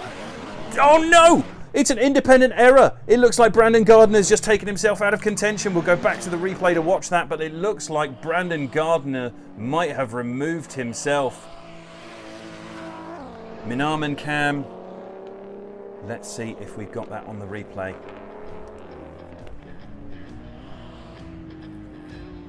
Minaman Cam, thank you for the follow. This is crucial. Look at this from Brandon Gardner. He's absolutely fired up. I don't think he angles up as much as he normally does. And I think he drops a wheel onto the grass there. And it just takes him straight in to the wall. Okay. Brandon Gardner potentially gifting Vakaris Lucas a run to the final four against Darren Baker. That is how that might have played out, but Vakaris Lucas can still make the mistake. Darren Baker still might end up facing Brandon Gardner if Brandon Gardner can get the error from Vakaris Lucas and take it to one more time. This is all of the eggs in the basket time for Brandon Gardner. He has got to stay absolutely with Vakaris Lucas all the way through here and hope that he forces the error.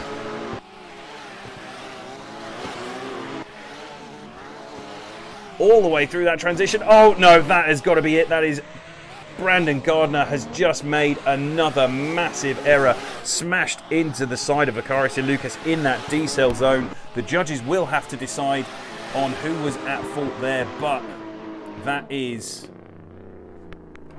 going to potentially be game over for Brandon Gardner.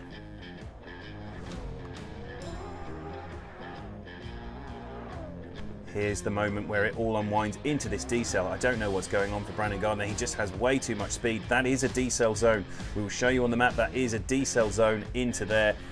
Unable to keep himself reined in. Brandon Gardner just over-sent it into that decel zone and has potentially removed himself from competition. So judges Blade, Josh and Max sliding left for Brandon Gardner, sliding right for Vakaris Lucas.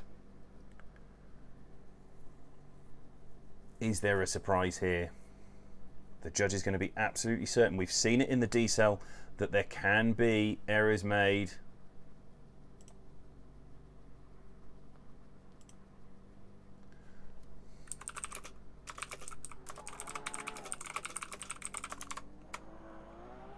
Judge is looking at it one more time.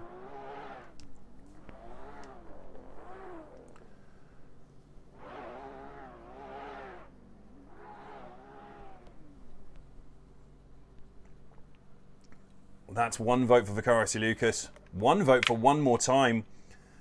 And Max Cotton means that is two. Vakaris Lucas gets the win and advances on to the final four. So we now know the shape of our final four. Clearly that smash at the end there in the second run, just too much, and the fault being given to Brandon Gardner. That is such a shame for him, but it means that we now know the full shape of our final four. Here we go across to it. Dimitri Mitin in 20th will be led in first of all by Dijon Reeves in that lead position. Dijon Reeves having a phenomenal event here as he makes it through into the final four. Then on the other side of the bracket, that is going to be Darren Baker versus Vakaris Lucas. This is potentially a huge shake-up of the podiums that we have seen so far. Austin Zalewski, already your champion. Daryl Diaz, already second in championship standing and having gone out in the top 16. Mustafa Amini can go no higher than third in your championship standing. That is where he finishes now.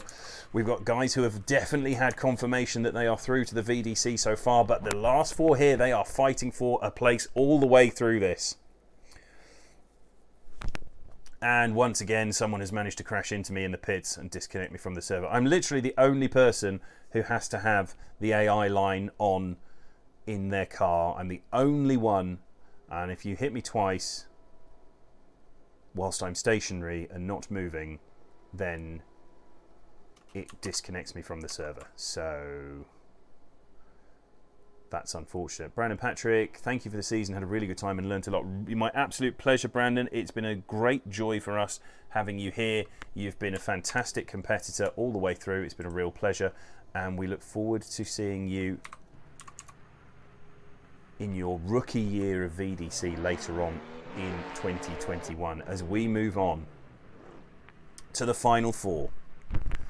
Your first battle, Dijon Reeves leading in Dimitri Mitin.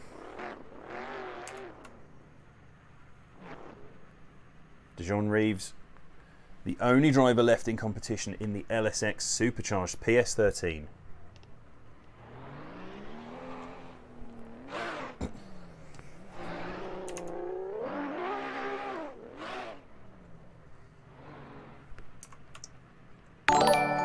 Jamie1032, thank you for the follow. Welcome along.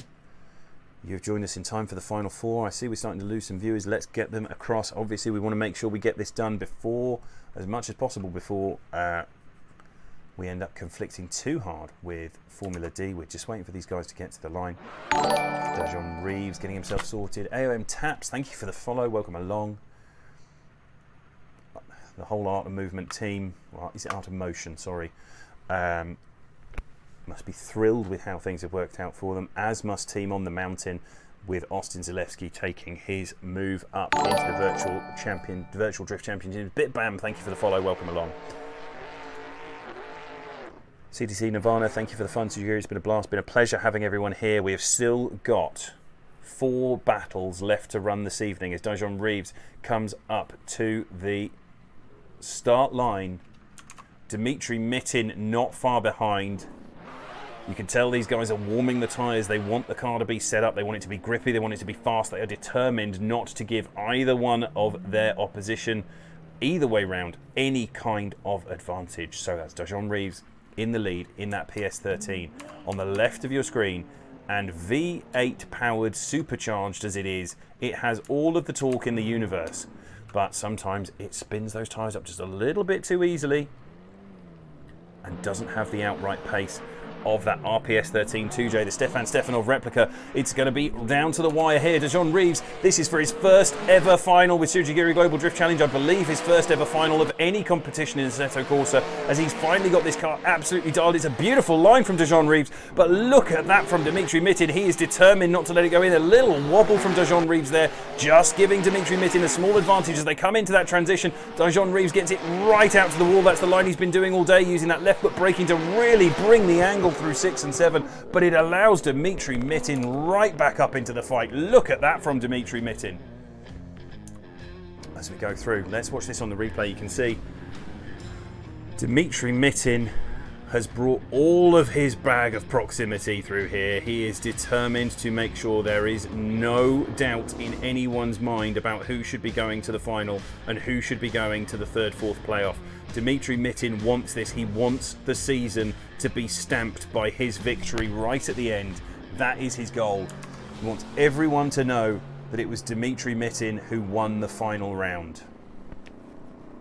This is the last chance these guys are going to have in a competition environment to stamp their presence on the forthcoming VDC season.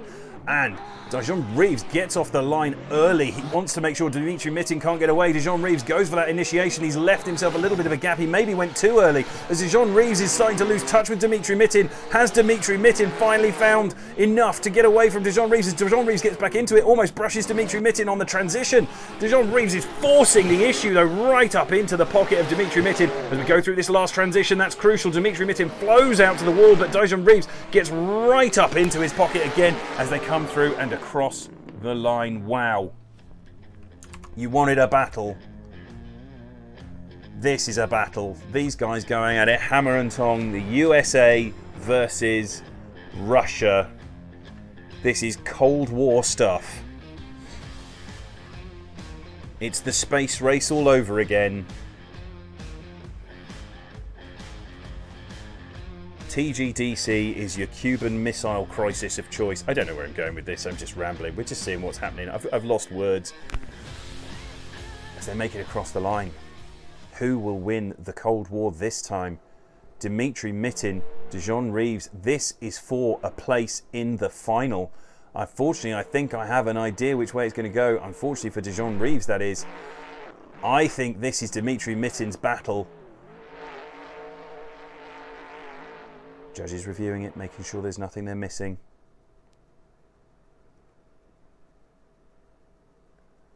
Chris look up in the chat on the YouTube, channeling his inner Formula D fan. Who won? Did LZ go yet? Thank you, Chris.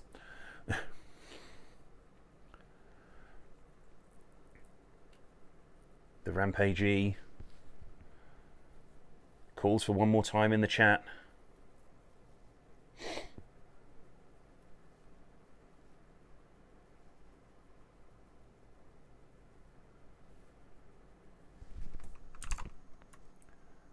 As we wait on this outcome. Your next battle will be Darren Baker and Vakari Seleucus. Max Cotton gives it to Dmitry Mitin. Oh, wrong stream. Thanks, Chris.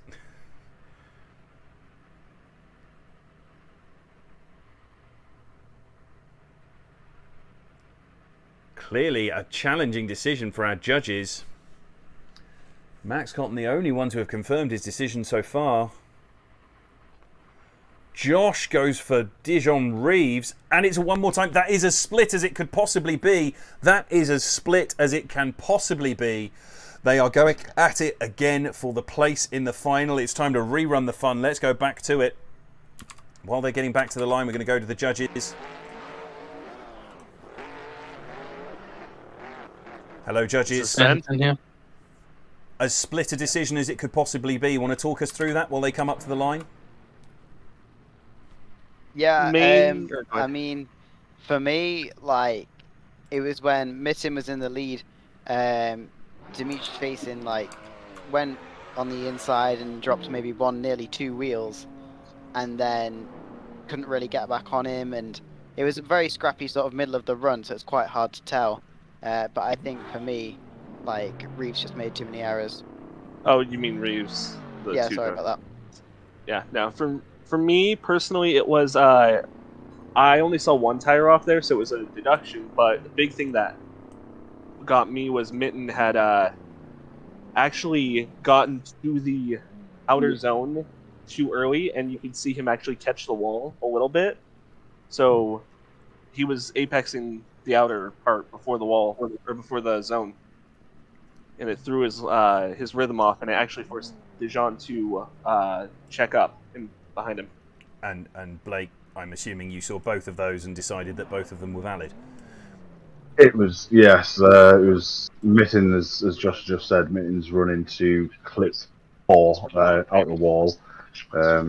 He was in early on that, but the justification for the OMT was the fact his chase run was on point on that one. So to me, they cancelled each other out. Okay. Well, let's get straight to it. Thank you very much, gentlemen. But in these situations, it's worth having a chat. We'll see you on the other side of the battle.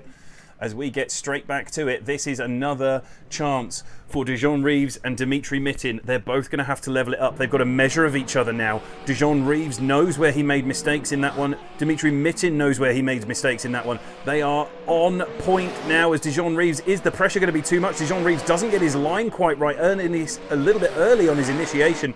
As Dijon Reeves struggling to shake Dmitry Mitin. Dmitry Mitin right there, checks up, comes to the inside, pushes that proximity right out onto the wall. Phenomenal phenomenal dive from Dimitri Mitin as Dijon Reeves tries to bring that line back out to where he's used to, that positioning all the way through here.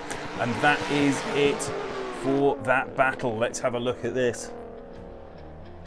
Bit bam. Should show the replay during deliberation. Sadly, I can only show one half of the replay. I can only show the immediate run before, but you're right, that's a good idea. I'll do that in future. As you see here, this is that transition. That first corner, just not the usual standard we've seen from Dijon Reeves through that first section. Oh, bit bam, I don't think I said, but thank you for the follow. And that is maybe going to be his undoing, but is that going to be enough for Dimitri Mitin to force the issue?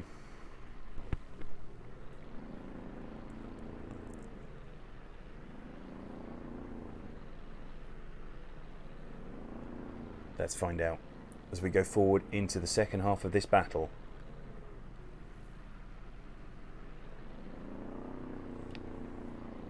Dimitri Mitin. Rerun the fun, leading it in for the second time in this one more time battle for a place in the final. Dijon Reeves has done everything he can out front. It is now down to how well he can chase. He doesn't jump the start this time. He knows that that put him in a difficult position when he was chasing in Dimitri Mitin first time. But Dimitri Mitin fires it in. Dijon Reeves not got the proximity. That RPS 13 dropping tyres in the background. Is this Dimitri Mitin's to win now? All he's got to do is round this out. Dijon Reeves making mistakes in the background as Dijon Reeves sends it too hard. Has to back up and make the big correction. The pressure clearly building in that chase position from the man from the US as Dijon Reeves sends it as hard as he can to try and get back up into the fight against Dimitri Mitin, and he's there again as they cross the line. That is a phenomenal effort to get back in the fight, but I think that might have only gone one way. As we come back to it, you can see this is where the wheels come off the wagon for Dijon Reeves. God, even watching it the second time, it made me tense up as he fires it backwards up onto that outer line, going for the transition hugely onto that proximity dive. It's just all over the place for Dijon Reeves. You can see this is it. This is how much it matters to these guys. If you've never drifted in competition before, you do not understand just how much the pressure ramps up as you go into these competition environments. You can go from being the best drifter in the world in these battles and then in these battles it falls apart, and in this one Dimitri Mitin has got the win. Dimitri Mitin is going to the final. We don't yet know who he'll face. Dijon Reeves has one more chance at a podium for the final battle of the season. Don't forget, this is potentially, I think from what I saw of his chat earlier, this is his first ever time in a Final Four on Assetto Corsa, and he has done brilliantly today. He has really acquitted himself well, and he is a deserving person to have in the playoff, but that means that Dijon Reeves will not be going to the final. The best he can hope for now is going to be to get into third place. Dimitri Mitin makes it through to the final. Dijon Reeves goes to the third, fourth playoff. Who will face them? Darren Baker comes up onto the line. Darren Baker qualifying 7th against Vakaris Iloukas in 14th. Darren Baker will lead in first. Darren Baker in the red corner and once again facing someone in the green corner, but this time it is Vakaris Iloukas. Vakaris Iloukas comes off the line early. Darren Baker gets the hammer down. Vakaris Iloukas gives him the room to initiate and then tries to surge back up onto the door. Vakaris Iloukas cutting the line a little bit to get the proximity, then washes back onto that rear quarter before the transition. It's an early transition from Vakaris Iloukas, but Baker is on a beautiful line. Darren Baker absolutely wringing every last millimetre of track out of that car, and it's just worked for him. Look at that line from Darren Baker as he goes through 6 and onto 7. It could not have been more pressed against the wall all the way through that section. Phenomenal work from him, but look how easy it makes for Vakaris Iloukas to get back into the fight after this wobble early on. You can see Vakaris Iloukas pushing real hard. Absolutely phenomenal work from both of these drivers, but Darren Baker has just been getting better and better with every run through the course of the afternoon. Look at this from Darren Baker. That run out to the wall, absolutely scintillating stuff. As we go back to the start line, Vakaris Iloukas switches it round. He has got to find something big he has got to hope that deep down in his soul there is just 10% more to give in this battle. Otherwise, this is going to be Darren Baker off to the final. The light goes green on the Dildo of Destiny, and it really is destiny here. This is for the marbles, all of them, every single last one, the entire marble-ish set as they are off that line, and Vicarious Lucas manages to find a nice line there. It almost put Baker off the track, and there's the D-cell contact. We've seen that so much today, the contact in those D-cell sections as everyone pushes every last millimetre of track. We're going to have to go back to that replay and see who was at fault there, but that is definitely going to be one of those run-defining and potentially event-defining contacts. Here we are, we see it all the way through. Vicarious Lucas on a lovely line. Darren Baker seems to have some kind of connection problem. He's just shifting backwards and forwards. Is that what cost him this? Did he... Oh, it was late. The contact was late. Vicarious Lucas wasn't back on the throttle very early. Johnson Liebert, thank you for the share. But we've said the limit for when he's got to be back on throttle is the wall. That's the question. The judges are going to have to look at this one so carefully. Did Darren Baker just get himself too wound up, push too hard and throw it down too much into that corner? Or did Vicarious Lucas get the line wrong and stay off the throttle too deep into clip 5? So many of these runs this afternoon have been defined by how much people have pushed into D-cell sections, and that is always the way on tracks with big D-cell zones. We saw it at Sekia Hills round 3, we saw it at round 1 as well, coming into that big D-cell at Saint-Eustache, which seems like an eon ago. Only 8 weeks ago that we did, or even 6 weeks ago effectively, 2 weeks between each round. It was 6 weeks ago we went to Saint-Eustache. It feels like a lifetime ago, the beginning of this season. As we wait for the judges' decision, they are clearly going back over the telemetry and re-watching that run, determined to get this right. We can do the same. Let's have a look at it again. Who is at fault here? Vicarious Lucas massages the car out there. You can see that Darren Baker starts to have a problem there in that chase position. This is the transition, off throttle, little bit of a blip of throttle, or was that handbrake? And then there's the contact. It is before the wall. Vicarious Lucas would have been starting to get ready to jump back on that throttle, but that is so close to being an error from the lead position. Are we going to see another one more time for a place in the final?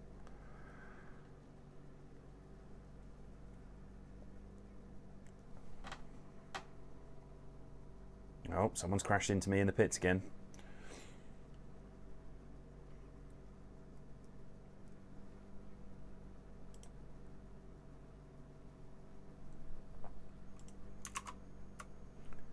Judge is still going over this.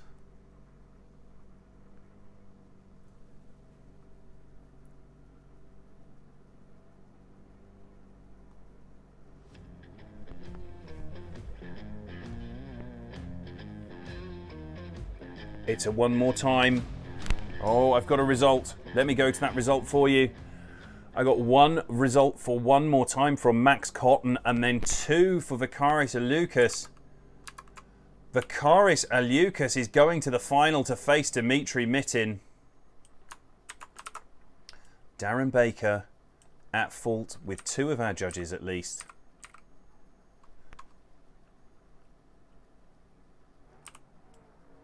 We will go to them in a second. I'm just sorting out your battle tree to make sure that that is all correct.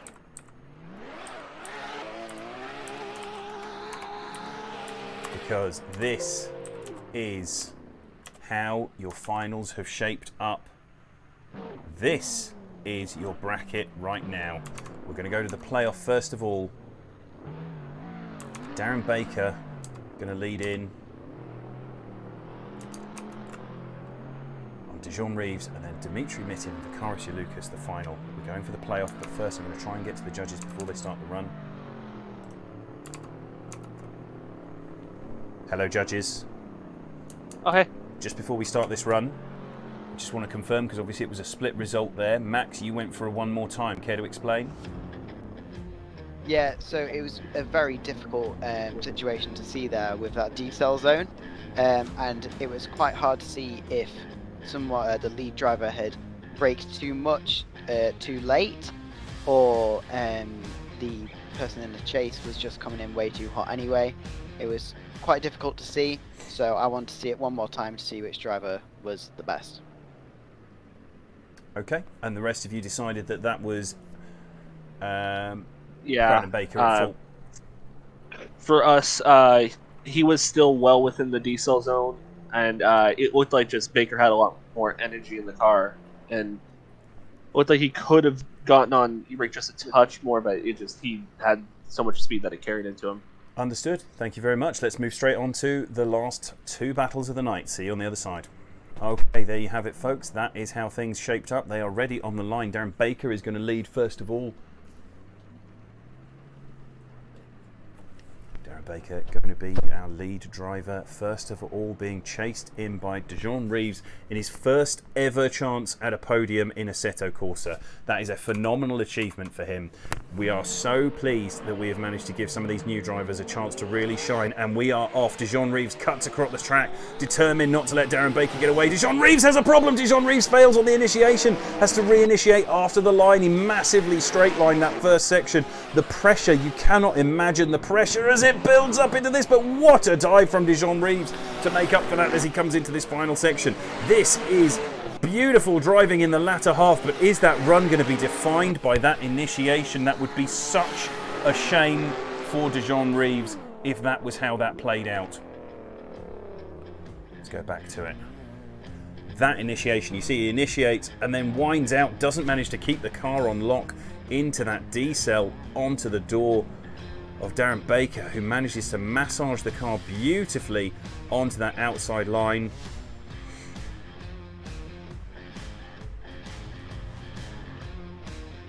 It is a decel zone there into the first one. The judges will have a look and see whether there was excessive decel as we come round and go back across to the start line.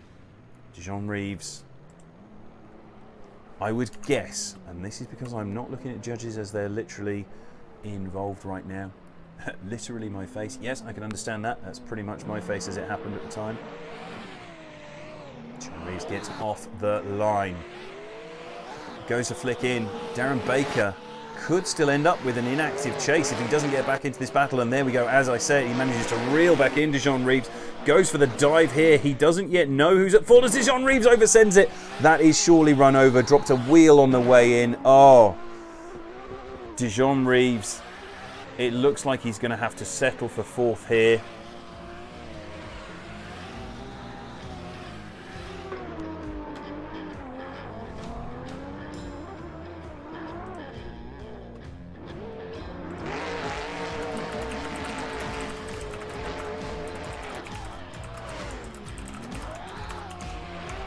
What an unfortunate situation there for Dijon Reeves.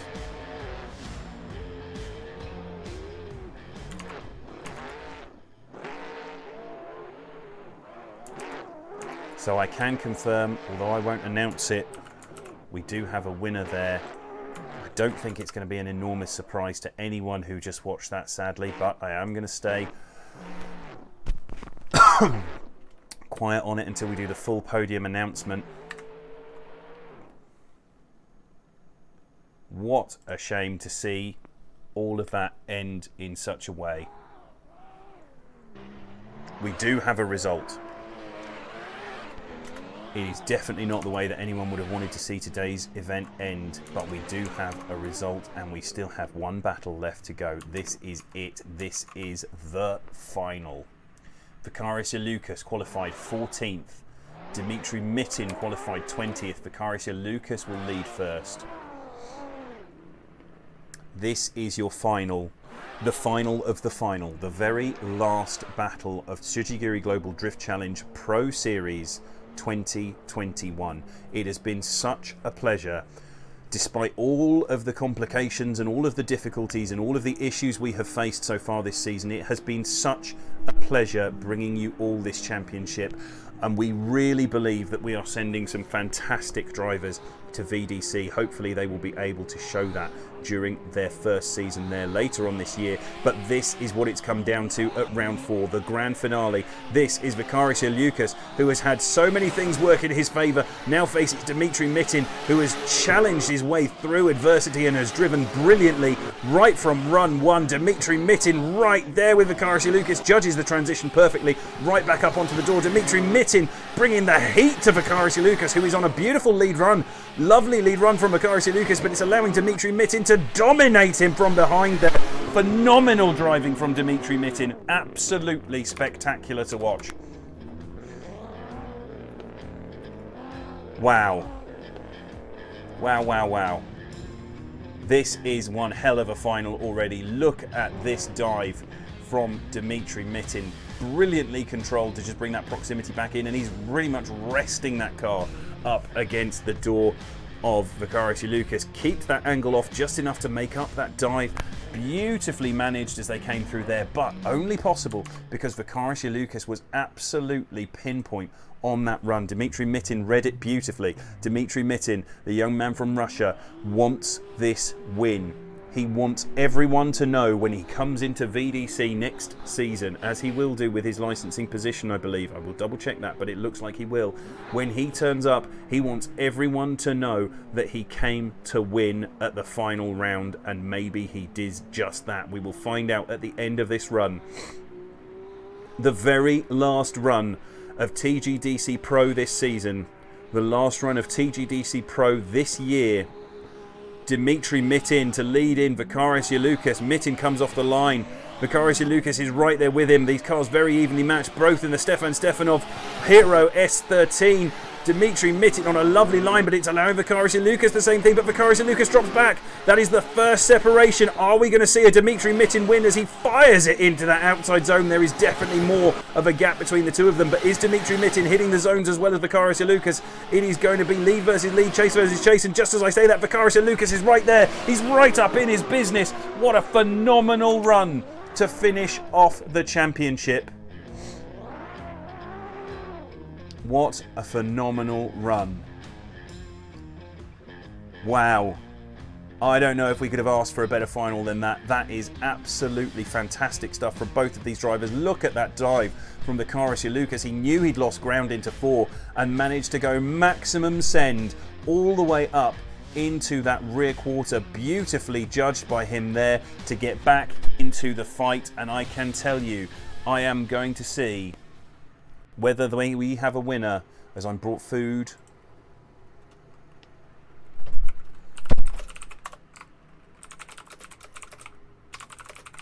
I can tell you that we have a unanimous winner. We are going to bring all of our finalists, all of the final 4, round to the start line, and I can tell you that we have a unanimous winner here tonight. Well, what a final that was. What a pleasure it's been to bring you all this. What a fantastic night we've had. First off, I just want to thank all of the staff behind the scenes who've been involved in this. I want to thank Sins, one of our modelers. Without him, we wouldn't have been able to put together TGDC Pro as a pack at all. There would not be a Tsujigiri Pro pack. I want to thank Adam MRT for his contribution with the Sora. It's a phenomenal car. It's been incredibly popular everywhere. I want to thank all of our judges that have contributed over the season. Chris Ennis, Max Cotton, obviously a guest judge today. Blade Johnson, guest judge today. Josh William Hartshorn, who's been with us all the way through the season. I want to thank Caleb Dauphiny for his contributions, and Bobby Hill for all of those guys there. We could not have brought you a championship without their help. We absolutely could not bring you a championship without Anders Unger, who has been an essential part of the team right from the start, all the way through the Crow car development and all the way through the championship. This event doesn't happen without him or any of those other guys. I want to thank everyone who has been a Patreon and supported us so that we could put together these servers. You have been phenomenal. To our sponsors, Grip Royal, who are on the wall there, thank you very much to them. You have been amazing in supplying the prize that will go to your champion, Austin Zalewski.